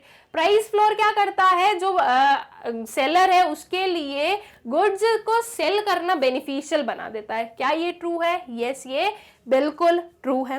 अब क्या ये जो रीजन है इस असर्शन को करेक्टली एक्सप्लेन कर रहा है? तो देखो स्टूडेंट्स, आपका असर्शन बोल रहा है कि गवर्नमेंट जो प्राइस फ्लोर इंपोज करती है ताकि प्रोड्यूसर का इंटरेस्ट प्रोटेक्ट हो। कैसे प्रोटेक्ट हो ये हमें नहीं पता, लेकिन प्राइस फ्लोर से हो रहा है। रीजन बोल रहा है कि प्राइस फ्लोर जो है वो गुड्स को बेनिफिशियल बनाती है एक सेलर को कि वो मार्केट में सेल कर सके। कैसे बेनिफिशियल बनाया? वी डोंट नो, कुछ प्राइस फ्लोर वाली चीज है उससे बेनिफिशियल बनाया। तो दोनों जो है प्राइस फ्लोर के बारे में बात कर रहे हैं, लेकिन ये जो रीजन है आपके असर्शन को एक्सप्लेन नहीं कर पा रहा है। तो इसके लिए आपका करेक्ट ऑप्शन क्या हुआ? Your option B, that is both A and R are true and R is not the correct explanation of A. ठीक है, फिर नेक्स्ट वाले क्वेश्चन पर आते हैं। असर्शन है आपका, इंक्रीज और decrease in demand causes a change in the price of the commodity, को इक्विलिब्रियम क्वांटिटी रिमेन्स कांस्टेंट। क्या बोला गया है कि जो इंक्रीज और डिक्रीज है डिमांड में, उसकी वजह से जो प्राइस है वो चेंज होता है कमोडिटी का, क्वांटिटी जो है वो कांस्टेंट रहेगी। रीजन है, अभी ये थोड़ा सा इनकम्प्लीट है कि आपकी जो डिमांड है वो इंक्रीज हो रही है, डिक्रीज हो रही है, क्या हो रहा है वो अभी हमें समझना है। ठीक है, चलो सप्लाई हमारी कांस्टेंट रहेगी, अभी हम चेक कर लेंगे इसको असर्शन को कि अच्छा डिमांड इंक्रीज होगी तो क्या होगा, डिक्रीज होगी तो क्या होगा। रीजन है, when demand increases more than supply equilibrium price will increase. अब दोनों को हम जरा चेक करके देखें, हमें जो है क्या करना है, डिमांड को इंक्रीज और डिक्रीज करवाना है, और उसमें हमें ये देखना है कि this causes change in the price of the commodity, equilibrium quantity remains constant. देख लेते हैं स्टूडेंट्स हम लोग इस चीज को। ये हमने बनाया अपना graph. Okay, this is what our demand and this is our supply. ठीक, अब यहां से ये आ गया हमारा इक्विलिब्रियम प्राइस और ये आ गई हमारी इक्विलिब्रियम क्वांटिटी। अब सबसे पहले हम जो है अपनी जो डिमांड है उसको डिक्रीज करवा दें। ये बनी मेरी डिमांड, डिक्रीज हुई, प्राइस और क्वांटिटी दोनों फॉल हो रहा है, मतलब कि प्राइस हमारा कांस्टेंट, मतलब प्राइस तो चेंज हो रहा है। वहां पे बोला गया कि क्वांटिटी सेम रहती है, क्या क्वांटिटी कांस्टेंट है? नहीं है। मैं इंक्रीज करवा के देख लूं डिमांड को, तो यहां पर भी मैं देखूंगी कि क्वांटिटी जो है वो चेंज हो रही है, राइट। सो दैट मीन्स आपका ये जो असर्शन गिवन है ये कैसा है, ये हमारा रॉन्ग है, राइट। ये हमारा क्या हो गया, फॉल्स हो गया। तो अब जो रीजन है वो ट्रू होगा ही होगा, ये चीज तो फाइनल है, बिकॉज दोनों ही फॉल्स हो, ये ऐसा कोई ऑप्शन ही नहीं होता है। बट हम चेक करेंगे इसे। रीजन है, when demand increases more than supply equilibrium price will increase. जब डिमांड सप्लाई से ज्यादा इंक्रीज हो, ठीक है, हमें क्या करना है, अब डिमांड को ज्यादा इंक्रीज करवाना है सप्लाई से। चलो देख लेते हैं इसको सॉल्व करके। ये इनिशियल वाले तो हमारे पास में हम बने हुए रखे हैं, हम सप्लाई को वापस बना देते हैं। ये आ गया हमारा सप्लाई कर्व। ठीक, अब आपको ये बताना है कि अगर आपकी जो डिमांड है वो आपकी सप्लाई से ज्यादा इंक्रीज हो रही है, ठीक है, डिमांड में इंक्रीज कर दो, ये डिमांड इंक्रीज हुई और ये सप्लाई इंक्रीज हुई, ठीक है। तो ऐसे केस में जो प्राइस है वो इंक्रीज हो रहा है, क्वांटिटी डिमांड इक्विलिब्रियम क्वांटिटी भी क्या हो रही है, इंक्रीज हो रही है। देखते हैं कि आपके असर्शन में क्या लिखा है, इक्विलिब्रियम प्राइस विल इंक्रीज। क्या इक्विलिब्रियम प्राइस इंक्रीज हो रहा है? यस, ये देखो P से P1 गया ना, तो ये इक्विलिब्रियम प्राइस को हम इंक्रीज होते हुए देख रहे हैं। तो आपका जो रीजन है वो ट्रू आ गया, यस बिल्कुल आ गया। हमने इसे जो है सॉल्व करके देख लिया कि ये ट्रू है। ऐसा नहीं कि बस असर्शन हमने फॉल्स देख लिया इसलिए रीजन को ट्रू बता दिया, नहीं, हमने देखा कि यस एक्चुअल में रीजन आपका ट्रू निकला है, तो इसलिए आपका ऑप्शन डी करेक्ट बनता है, that is A is false but R is true. ठीक है, that is assertion is false but reason is true. All right, I guess कि ये सारी जो हमारे एमसीक्यूज था आप लोगों को अच्छे से क्लियर हो गए हैं। जो हमारे पूरा चैप्टर था मार्केट इक्विलिब्रियम, इसके एमसीक्यूज आप लोगों को क्लियर है, आपको ये चीज क्लियर है कि आपको कैसे इन एमसीक्यूज को जो है, या ऐसे अगर एमसीक्यूज के अलावा कोई और क्वेश्चन आ जाए तो उसे आपको कैसे उसके करेक्ट आंसर तक पहुंचना है। स्पेशली मार्केट इक्विलिब्रियम में आपको क्या करना है, आपके ग्राफ्स बनाकर ड्रॉ करके देखने हैं। ऐसे ही बिना किसी ग्राफ के जो है, बिना किसी जो है किसी चीज को ड्रॉ करे आपको आंसर नहीं बताना है कि ये सही होगा ये गलत होगा। ऑल राइट, आई गेस ये चैप्टर आप लोगों को अच्छे से क्लियर होगा, जो एकदम ही हमारा सिंपल सा चैप्टर था। नाउ स्टूडेंट्स, आप लोगों की सुविधा के लिए मैग्नेट ब्रेन्स आप लोगों को सिर्फ और सिर्फ यूट्यूब पर ही अवेलेबल नहीं है, बल्कि मैग्नेट ब्रेन्स के जो वीडियोस हैं वो आप लोग मैग्नेट ब्रेन्स की वेबसाइट और उसके ऐप से देख सकते हो, एक्सेस कर सकते हो। वेबसाइट को कैसे एक्सेस करना है वो मैं आपको सिखा देती हूँ। जैसे वेबसाइट है एकदम एग्जैक्टली सेम मैनर में आप आपके ऐप पर भी जो है वीडियोस को एक्सेस कर सकते हो। नाउ आप लोगों को गूगल ओपन करना है और उस पर आपको सर्च करना है www.magnetbrains.com। तो जो वेबसाइट है वो हो जाएगी ओपन। इसको ओपन होने के बाद में इसे आपको स्क्रॉल करना है। यहाँ पर आप लोग देखोगे कुछ एक्सप्लोर टॉप कोर्सेज। इसके अंदर आपके पास में वेरियस ऑप्शंस हैं, CBSE English medium, NTSC olympiad, CBSE state board Hindi medium. आपको जो पढ़ना है आपको उस पर क्लिक करना है। आप लोग क्लिक करोगे किस पर? आपके सीबीएसई इंग्लिश मीडियम पर, ठीक है। उस पर क्लिक करने के बाद में आपको जो पढ़ना है, जिस भी क्लास के बारे में पढ़ना है या जो भी हमारे पास में वेरियस और भी चीजें गिवन है उस पर आप लोग क्लिक कर दोगे, ठीक है। जैसे कि हमें क्लास 11th पढ़ना है तो हम क्लास 11 पर क्लिक कर देंगे, या आपको एमसीक्यूज वगैरह पढ़ना है तो आप टर्म 2 एग्जाम 2021 22 या फिर एमसीक्यू सीरीज जो है उस पर क्लिक करोगे तो आपके सामने कुछ ये ओपन हो जाएगा। अब यहाँ पर आप लोग देख सकते हो स्टूडेंट्स की वेरियस जो हमारे क्लासेस है उनकी पूरी एमसीक्यू सीरीज है। क्लास 11th इकोनॉमिक्स पढ़ना है, ये क्लास 11th एमसीक्यू सीरीज है। इसके वॉच नाउ पर क्लिक करेंगे। इसके वॉच नाउ पर क्लिक करने से कुछ ये ओपन होगा। यहाँ पर आपके सारे सब्जेक्ट्स आपको विजिबल है। आपको जिस भी सब्जेक्ट के पढ़ना है उस पर आपको क्लिक करना है। जैसे कि हमें इकोनॉमिक्स पढ़ना है तो यहाँ से चेक कर लो इकोनॉमिक्स कहाँ है। ये हमारा इकोनॉमिक्स आ गया, इस पर क्लिक करेंगे। इस पर क्लिक करने से इसके अंदर के जो वेरियस चैप्टर्स है वो आपको विजिबल हो जाएंगे। जिस भी चैप्टर का एमसीक्यू आपको पढ़ना है उस पर आप लोग वॉच नाउ पर क्लिक कर दोगे तो जो वीडियो है वो प्ले हो जाएगा। ऑलराइट, अगर आपको नेक्स्ट वीडियो पर जाना हो तो यहाँ पर क्लिक कर देना। नेक्स्ट वीडियो पर नहीं जाना है, कोई सा और वीडियो देखना है, यहाँ से कैंसिल करना। कैंसिल करने से जो वेबसाइट का होम पेज है वो फिर से ओपन होगा, फिर से सेम प्रोसीजर अप्लाई करना, ठीक है। इसके अलावा स्टूडेंट्स जो मैग्नेट ब्रेन्स है वो आपको इंग्लिश मीडियम में तो मिल ही रहा है, लेकिन इसी के साथ साथ में आपको हिंदी मीडियम के वीडियोस भी अवेलेबल हैं, राइट। तो अब हिंदी मीडियम आपको कैसे मिलेंगे? तो आप लोगों के लिए हिंदी मीडियम के लिए एक अलग से चैनल है, that is magnet brains Hindi medium. उस पर आप लोग जा सकते हैं। मैग्नेट ब्रेन्स हिंदी के नाम से आप लोगों को ये चैनल मिलेगा, उसे आप लोग सब्सक्राइब करें ताकि आप लोगों को इसके प्रॉपर नोटिफिकेशंस मिले और आपका जो कोर्स है वो आप अच्छे से कंप्लीट कर सके इन हिंदी मीडियम ऑल्सो। और यहाँ पर हिंदी मीडियम में भी आपको हर एक सब्जेक्ट अवेलेबल मिलेगा। So please do subscribe magnet brains Hindi and also do subscribe magnet brains. साथ ही साथ इन वीडियोस को ज्यादा से ज्यादा शेयर करें and also do like the videos. Thank you.